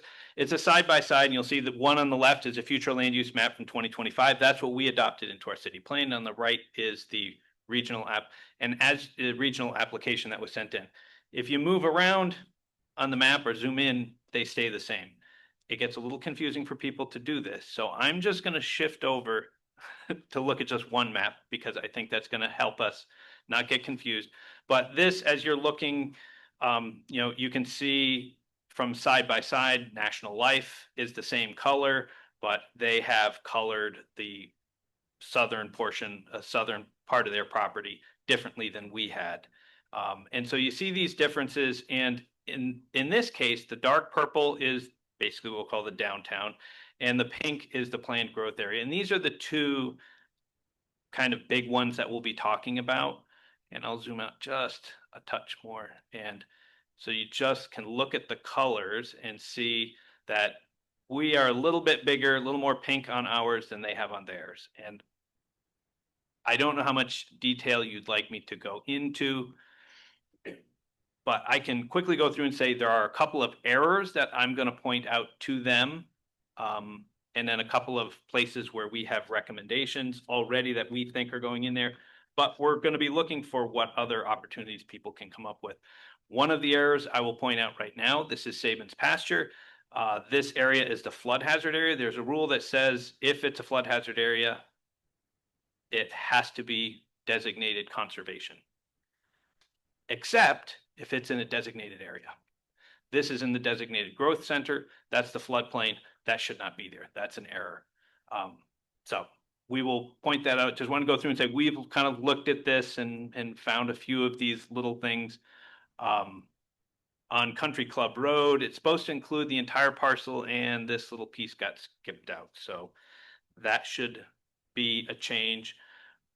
Some of the recommendations we're going to have are looking at some of these orange areas that we have here. This is Berlin Street. This is an area we identified in our plan as including all of Sherwood, kind of down close to River Street, is all we had in the planned growth area, primarily because there is access. This is the Hospital Hill bus route. Even though there's not a sidewalk, that's why they pulled it out. There's no sidewalk. Well, there's the bus route. So we think all of this should be eligible. This should all be in. The Planning Commission will make the final determination of what's going to go into our letter. From a staff recommendation, we think this area should also be in the planned growth area and also be eligible for that. And again, the big key for being out of Act 250 for a lot of these isn't because we want 130 unit things. It's because most of our developers are small and they're building a quadplex here and a quadplex there and a triplex there, and they add up. And once you get over 10 in 5 years, all the other projects have to go through Act 250, even if it's a single family home. So by having areas, there's a lot of land in this area that could have an extra house or two. And so that's why we wanted to do it. Independence Green, Freedom Drive. This is another area we have in pink in the planned growth area. They have designated in orange. We think that's a good change to make. There is a difference over here on Crestview. We included Crestview out to the property line and they cut it off here. So we think that area, including some area over here to the west of these Terrace Street properties, in our map, it was in this map, it's not. We think that would be another opportunity to get those areas in. And I'll just touch on a few. Like, you mean in his planned growth area? In his planned growth area, yeah. Here was a question that was in, this is Elm Street. This at the top of the screen is getting into that's where the pool is. So just south of the pool, we have an area that's been designated in yellow. Yellow is rural general. And I think we can all, driving out that road says that's not rural general. We would like to see that planned growth area. But as we said, the requirement is everything in the flood hazard area has to be green. But we think that should be green with pink, not green with yellow. So that's another one we're going to kind of push back on. And one or two more really quickly. Up here, I don't remember the name of this road. Maybe if I click in one more, Westwood. So the west side of Westwood is in, the east side is not. That doesn't make any sense.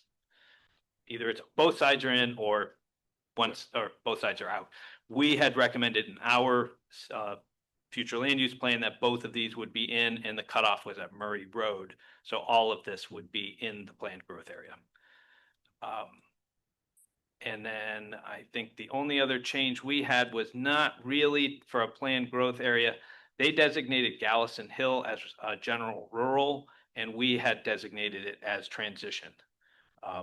And that's really because it's got sewer and water. It's a heavily traveled road. The reason why it's not planned growth area in pink is it's not connected, and it also doesn't have the sidewalk. It needs a requisite sidewalk. It doesn't have public transit, so we don't have another checkbox to get that in. But we don't think it should be classified as rural general.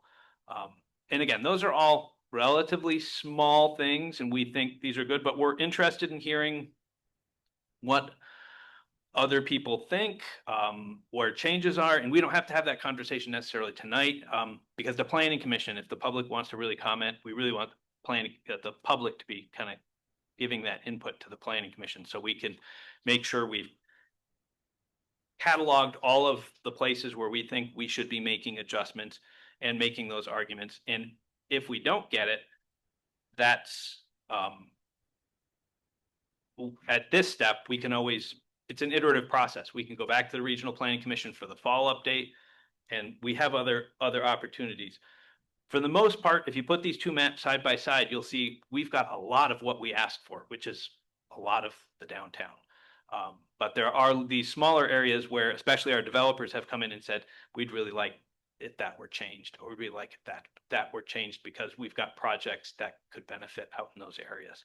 And Mr. Miller, for the public, if folks do want to give their opinions to the planning department, what is the best way for them to do that? They could certainly send me an email at mmiller@montpelier-vt.org, just or planning@montpelier-vt.org. Both of those will get to us, and we'll forward those on to the Planning Commission.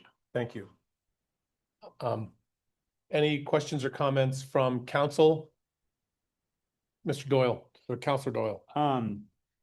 Mike, I think this is great. Like I really appreciate the kind of differences that you've identified and the way in which you're thinking about them.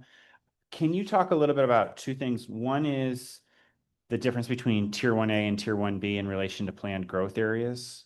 You know, so if we have Country Club Road as a planned growth area, that'll automatically be a Tier 1B? So this is going to come down to, at some point, and Christian can talk about the exact timing. Council can vote to request to be included into Tier 1B.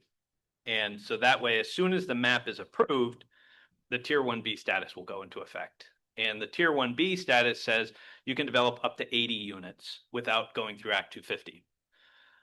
But it doesn't get everything out of Act 250. If you get Tier 1A, which is a much bigger process and is going to be a much more complex application, we would then have everything, not only housing, but commercial would also be out of Act 250. It would be 100% out of Act 250 for everything within those designated areas.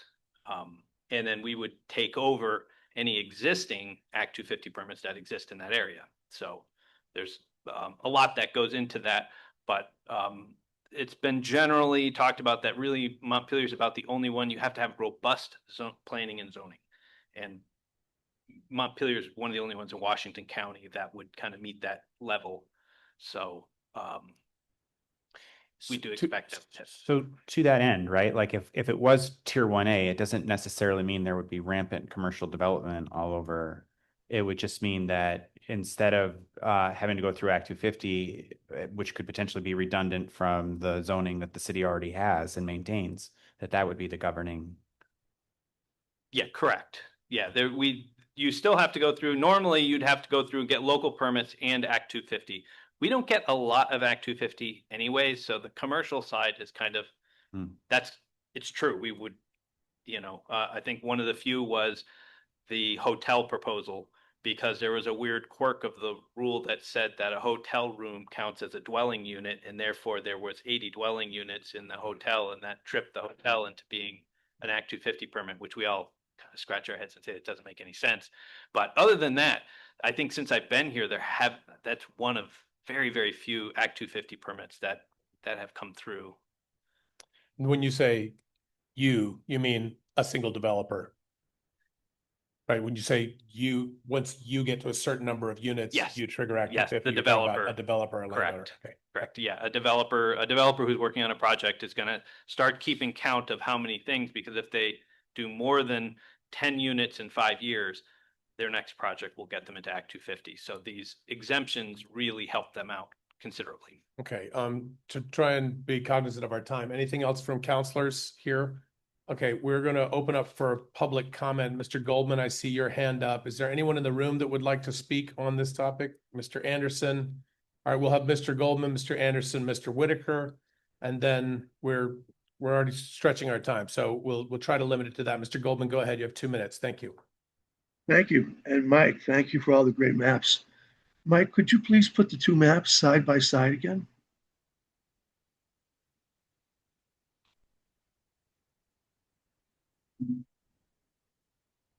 All right, specific area that you wanted at? Yes, please. And thank you so much for talking about the flood issue with Sabins. Thank you very, very much. And we're working hard on that.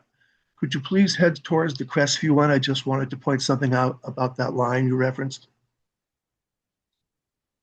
Thank you. If you could, okay, so that's not a property line. That is a line of delineation from a previous Act 250 blessed permit.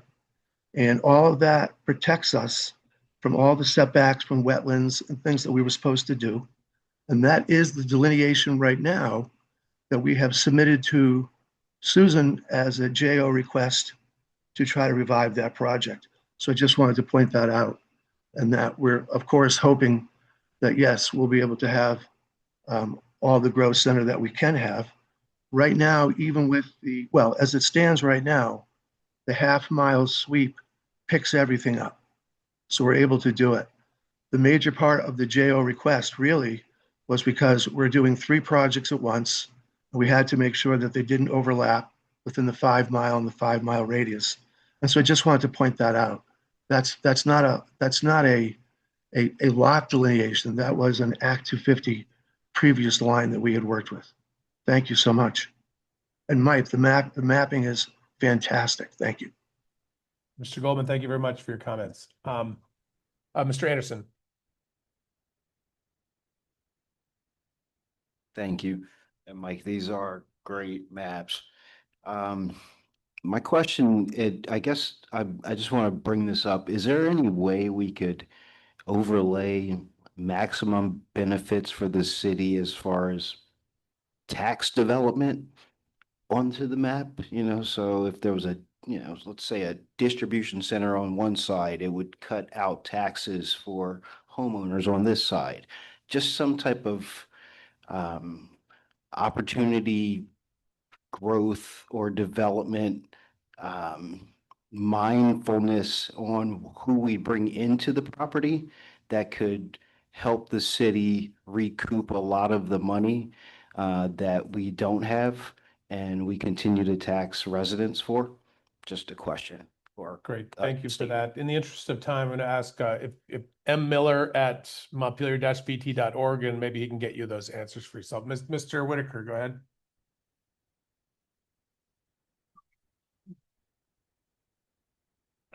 Steve Whitaker again. I think that we're pipe dreaming to, and there's a pun in there too, this $8 or $11 million of pipes to go up Country Club Road that is not secure.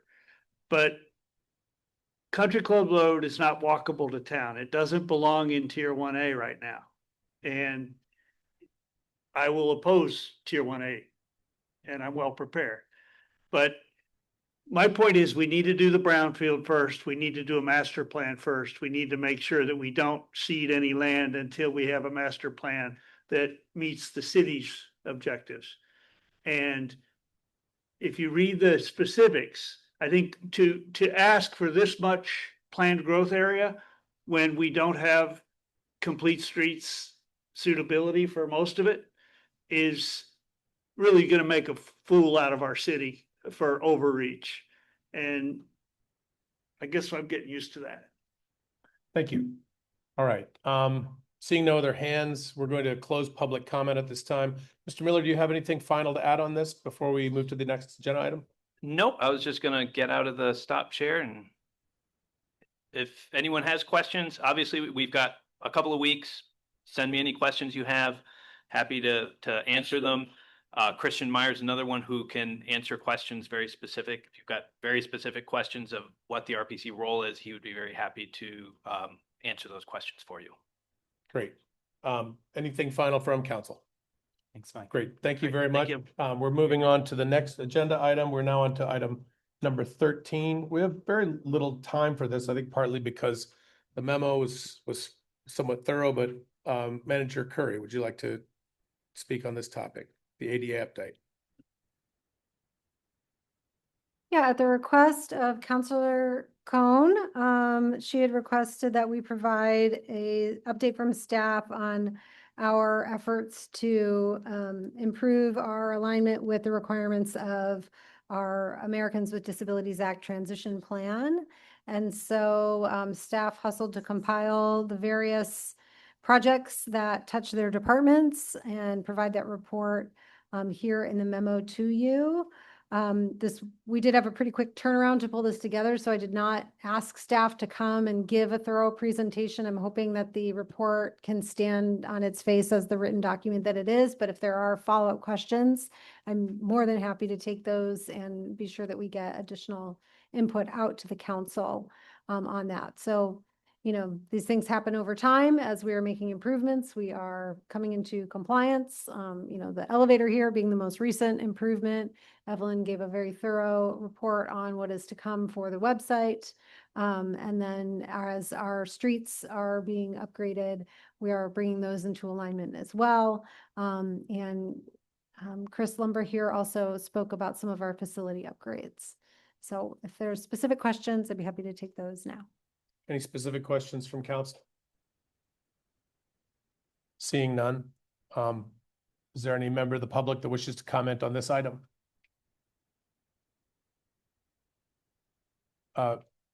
Councilor Cohn, go ahead. Thank you. So I want to study on this report a little bit more and reach out to residents who brought this issue to my attention. I think the next step for me to work with Kelly and the city staff, if there are any gaps we can fill out. So thank you for the report. It is good information to me. And I want to be sure that residents who have residents who wanted to be informed about this issue, I hope they can also access this report. So maybe it's a Evelyn question. So yeah, thank you. Thank you again Everyone's giving a for your thumbs up work. in the back of the room.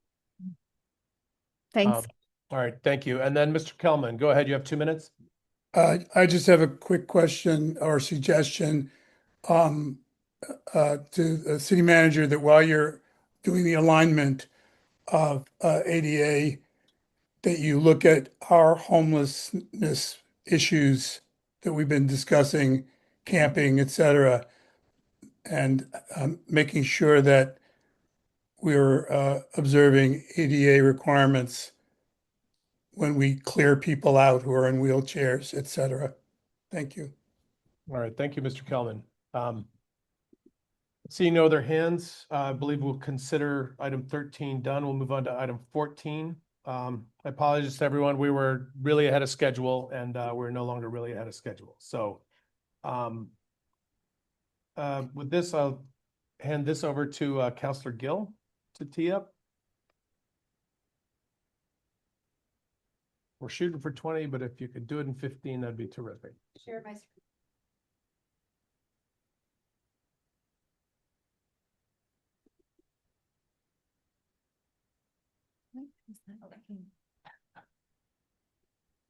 Like reminds me of my kids, like piano, violin, and My heartbeat has started sinking. Yeah. All right, hold time, I still. I got you. Cannot hear her. Okay, can you hear me? Hello? Is it working? You can hear me? Okay. Yes. Okay, so we are bringing this back. It's the performance management plan for our city manager. We've worked on this for a couple months, and hopefully tonight we can at least have a first final version of it. That is the goal. But please keep in mind that performance management plans, they could be evolved through time. But my ask of you is to, I'll go through it, but to approve this plan, and I'll show you where the changes are, and for us to schedule our first performance evaluation meeting. The goal was to do it quarterly, and so we're already 2 months past. And so this is a beginning, right? This is the first iteration of a performance management review process for our city manager. As Kelly said, you know, this is something that the city wants to build upon, and let's lead by example of having the council put together some structure, some process for our city manager. So that is what we are trying to do, knowing that it might not be 100% perfect out of the gate, but let's rip the Band-Aid off and try something, knowing that we can always make edits along the way. And so I did get I asked last time we presented this, I asked for edits and revisions. I did get them. And so I just wanted to highlight them very, very quickly, just so that you know what changed. And so I did track changes in here. So if you all accept them, we can accept the track changes, move forward with this version. And so we just added to be more clear about the implementation process, that it includes the city council and may require executive session, just to be very clear about in the implementation process. When we have our quarterly check-ins, our mid-year review on our annual evaluation, just to be very clear, I added that in there. I don't know if anyone can see this. I did just kind of clean up some of the language. I'm used to using the word KPIs, and so I think I changed some of the language between KPIs and performance metrics. So I kept it all the same word using performance metrics. So that was my bad of just using my own verbiage.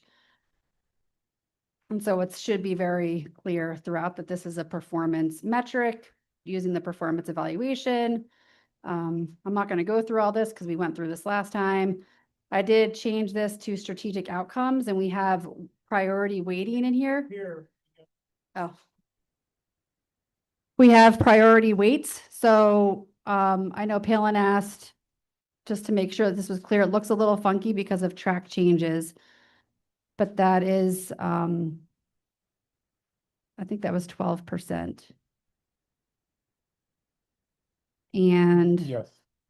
scrolling down here.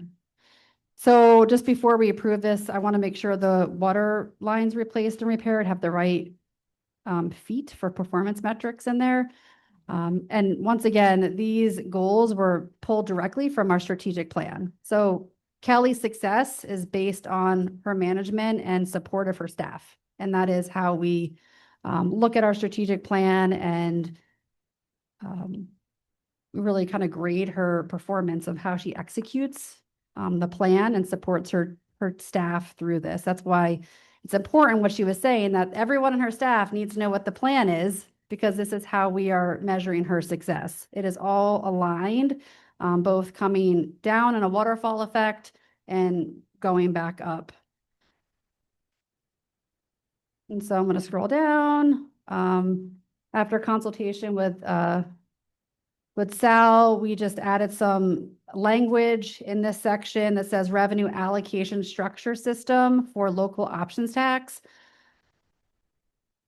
because we're still in the process of building that. So we wanted to make sure developmentally we were looking at the structure. We still need to build the structure for our local options tax. So that seemed like a good first step in the first year. We're not going to magically, I think we have to build a structure first before we start growing it.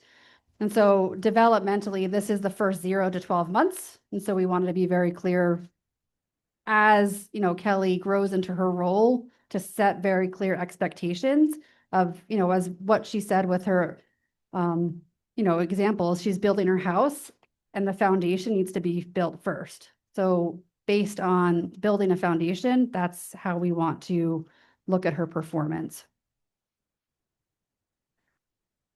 What else do we have? Those were the only significant changes that I received. And so if everybody is okay with that, I think that is the first question. Are we okay with those changes? Can we go ahead and approve this? And 2, once again, I'd like to schedule a time for her performance review and get that started. Let's take those one at a time, Yeah. shall we? So are there any clarifying questions from council? I'm going to the hands. No, not seeing any. Is there any public comment on this topic? Mr. Whitaker. Steve Whitaker, I did give comments to Adrian, but not until tonight. So the plan in your packet, among other expectations, integrity, transparency, and accountability, and accessibility and responsiveness to residents. Those are the right words. My concern is the instrument gives you no way to measure them. Your housing and paving goals carry hard numbers. Transparency carries none. So let me offer you some concrete to measure it against. On July 3rd weekly report, the city states that it is committed to open government and timely access to public records, that it continues to respond to requests in accordance with Public Records Act. I'd ask you to weigh that claim against the record. I filed 14 records requests, appeals with the city manager that received no written determination of any kind, not a denial, not an extension, simply no response. Under the Public Records Act, the city manager is the official who decides those appeals. So the same officer who assures you of compliance is the officer who has left more than a dozen appeals about her administration's record unanswered. One example, for more than a year, I've asked specifically and repeatedly for the certified mail notices showing the abutters were told about the right-of-way survey before it took place. What the city produced were certified receipts dated 16 months after the field work they supposedly document. My request that the city either produce the earlier notices or certify in writing that none exist, as the law requires, has gone unanswered. The city's taken 10-day extensions, citing records custodian unavailability. The Records Act permits extensions only for 3 reasons: records held off-site, voluminous search, or consultation with another agency. A staff member being unavailable is none of them. The city's invoked the same non-statutory ground on at least 3 separate requests. None of this asks you to take my word for any single dispute. It's drawn from the city's own correspondence, and I'm happy to provide it. These delays are not harmless. If the city proceeds to disturb soil at sites like Feast Farm while withholding the very records that would document conditions there, the soil testing, the FEMA project file, both now delayed or priced out of reach. It's not merely slowing access, it's altering irreversible physical evidence. Thank you, Mr. Whitaker. Your overtime. Unanswered. Thank you very much for your comments. Later, Mr. Whitaker, you passed your 2 minutes. I gave you some grace time and your time is I up. have one paragraph. I'm sorry, your time, you've already gone over your time. So when do you plan to deal with this? Thank you for your When do comments, you Mr. deal with it? Thank you for your comments, Mr. Whitaker. This is not a back and forth debate. It's This a is an debate. opportunity for your It's public an comment. invasion. Councillor Gill. So I just wanted to point out that in the packet, this was also new. I created a city manager performance review form and a city council review form, and that I'm hoping that Evelyn can use her magic to put it into what do you guys do? What is your technology? Zen City. So hopefully this would act as a template for the review form and hopefully expedite that process to relieve some, administrative burden. But those were 2 forms that I did put in there, just so that you knew that was new. Because that was a question, well, what form are we going to use? So there you go. Great. Are there any other questions or comments from council? Okay, at this point, we would entertain a motion to approve or not approve this performance management evaluation form. Hopefully to approve. Move to approve. Okay, we have a motion to approve. Is there a second? Second. All right. Any other further discussion or debate on this topic? The motion, go ahead, Mr. Doyle. Sorry. I Councilor would just like to thank you, Adrian, for your work on this. Like, I know it's a lot of work and I really appreciate your expertise on it. I would say I do feel like they're ambitious, particularly the 0 to 12 months. And I think probably all of us know when you kind of take a new job, particularly in a challenging time, I think it takes time to find the ground. So I think we want to just keep that. And I'm thinking of my children's report cards of 1 to 4,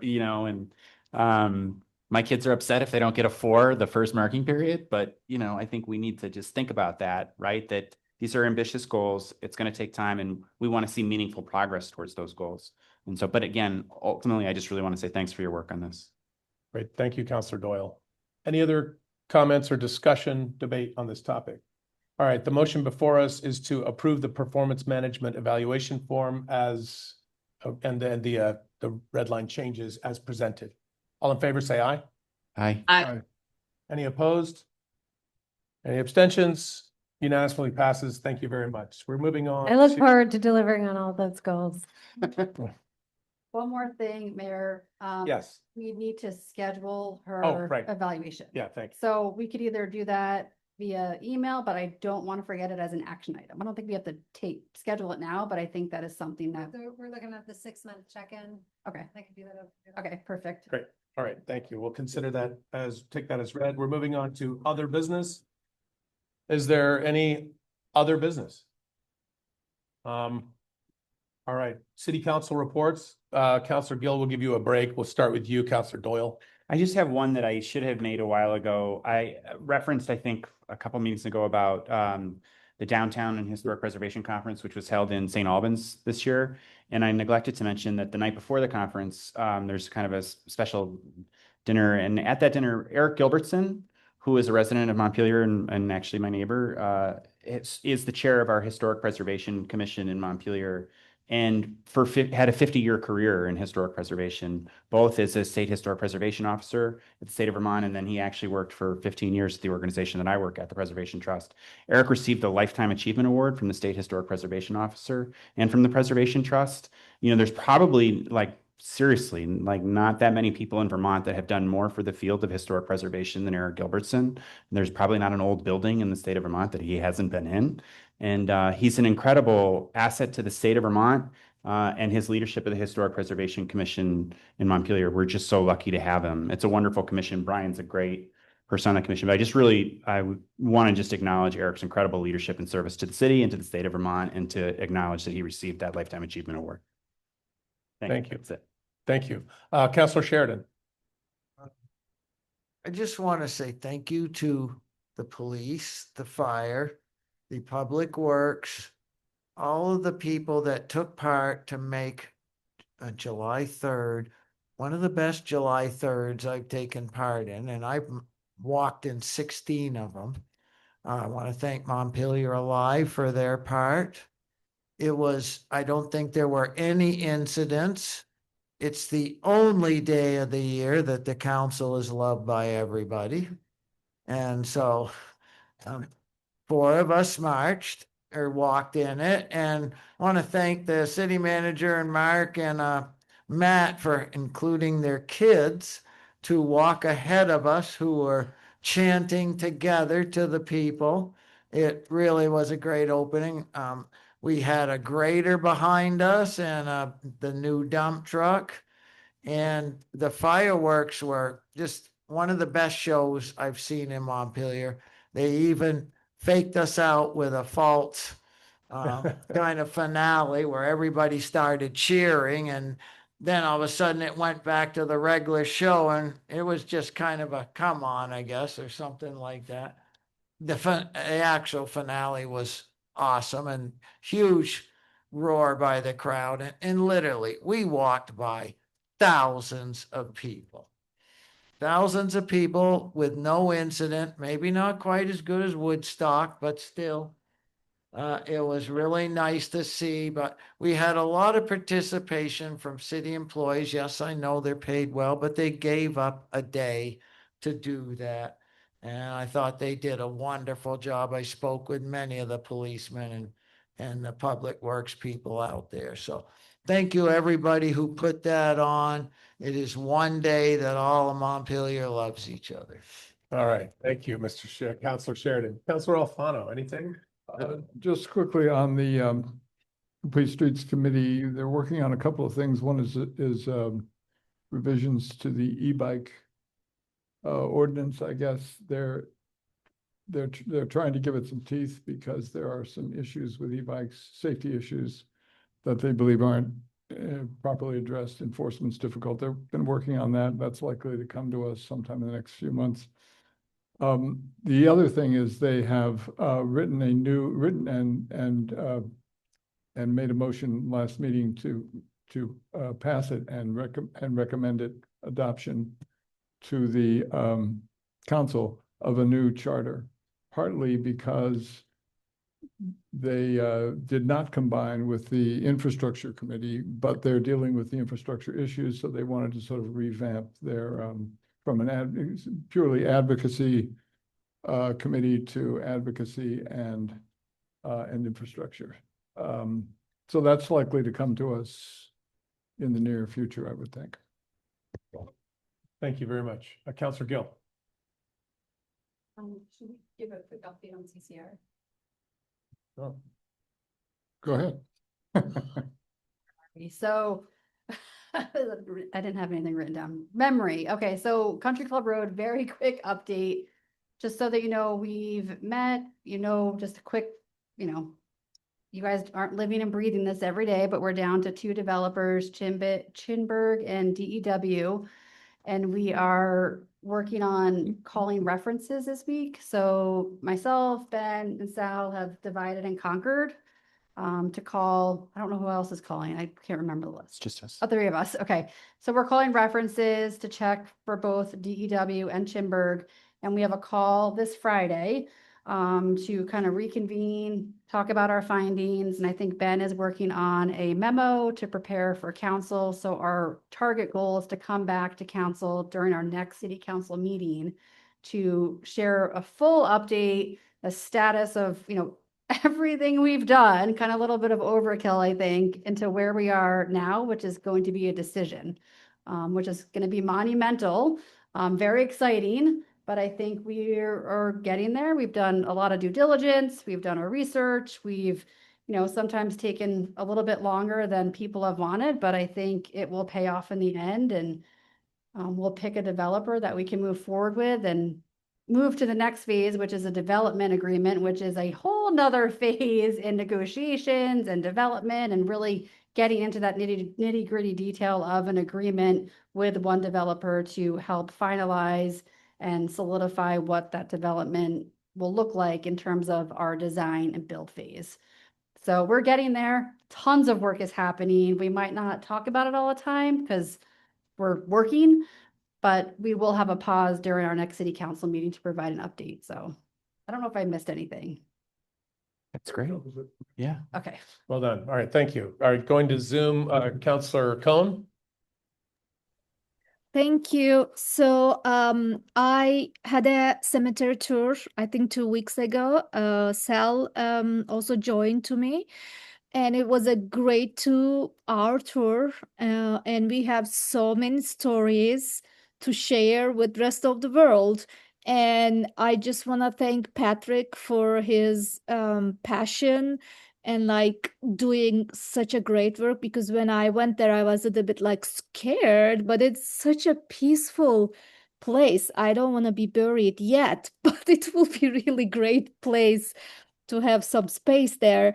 And when we were discussing, I think our next step would be how we can integrate that space and those stories into our economic development projects. There are some ideas we might work on it and share with the public and the council. So this will be our next step to brainstorm some of the projects we can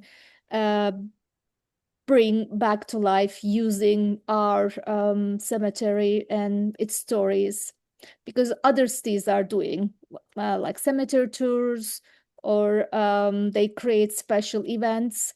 So again, it fills of so many stories, and it is very nice to hear them. Thank you. Thank you, Counselor Cohn. Counselor Brown. I have no report tonight. Thank you. Okay, thank you very much. Clerk's report. I just encourage folks to come out and vote. Not many people are, so come on out, get those numbers up. I just want to mention to you all, just looking forward to the election. I'm not going to pester you all to sign up for volunteer slots.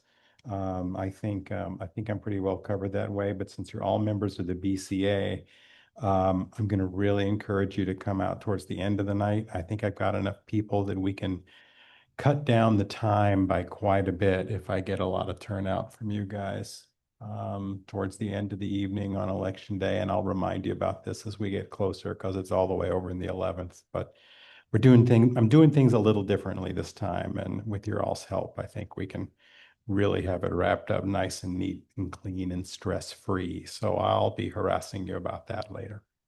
Great, thank you very much. As my first federal elections in Vermont, can you remind what the date is? This is August 11th, Tuesday. Great. Manager's report? Yes. Okay, I'll be quick.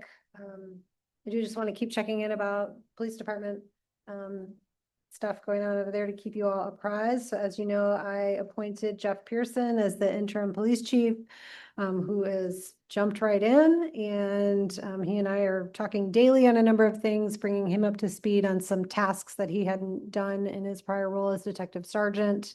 Having conversations with the officers in the union about the schedule that they are looking to build, which will require some shifting of some folks in order to provide coverage.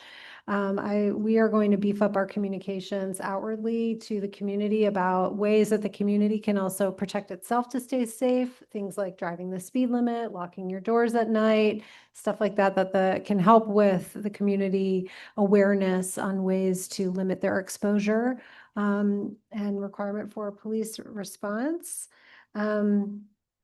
Talking about ways to build morale, we are anticipating overtime for sure.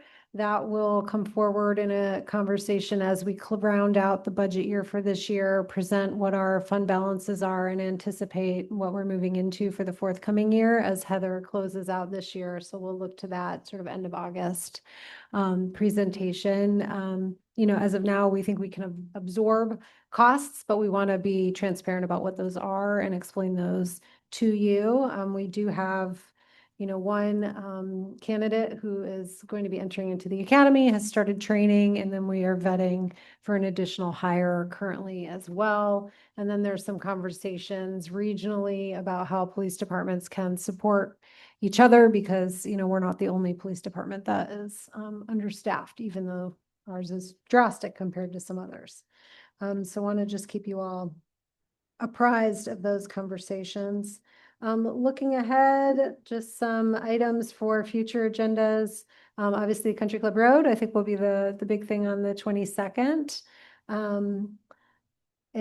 Some committees updates. So the Public Arts Committee is, their charge and their membership currently do not align. So they do not have a current quorum because the people who have been serving are no longer meeting the requirements for that.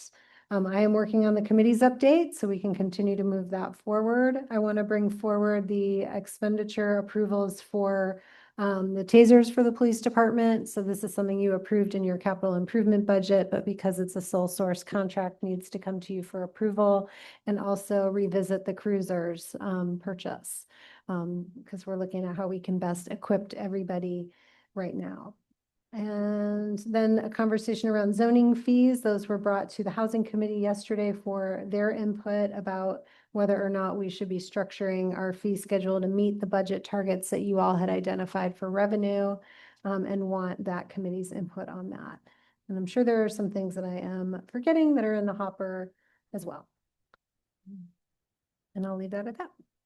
Okay, I'll just, for a mayor's report, I'll do just a quick echo. Jim, I had a great time with you and everyone else out there at the parade. It was really a terrific day. And also to echo some of what Manager Curry is saying about the police, just anecdotally from speaking to some of the officers out there. I mean, it's not an ideal situation for them, but what I'm hearing from the folks that I'm talking to is that they are optimistic about the future and they're committed to our community and to our city. And so if you have the opportunity, thank a cop. Right? They could use the extra love and they deserve it. With that, before we adjourn, we're going to have a special meeting immediately following this. Just logistical questions. Do we want to take a quick 10-minute break between? I think I wouldn't hate that, but I'm gonna follow the feel in the room. Everybody's sort of looking around like, no breaks. I'm saying, do we need to stop? Sorry, go ahead, Councilor Alfano. No, let's power through. Let's power through. Okay. I appreciate the folks who have come for that, and sorry we're 40 minutes behind. Do we need to stop the recording and start a new recording because it is a separate meeting? Okay, so with that, if there are no objections, this regular meeting of City Council is adjourned. All right. Let us know. So everybody's gonna want to log out of this meeting and rejoin the new special meeting using the special meeting Zoom link. All right. Okay. Thanks. Thank you.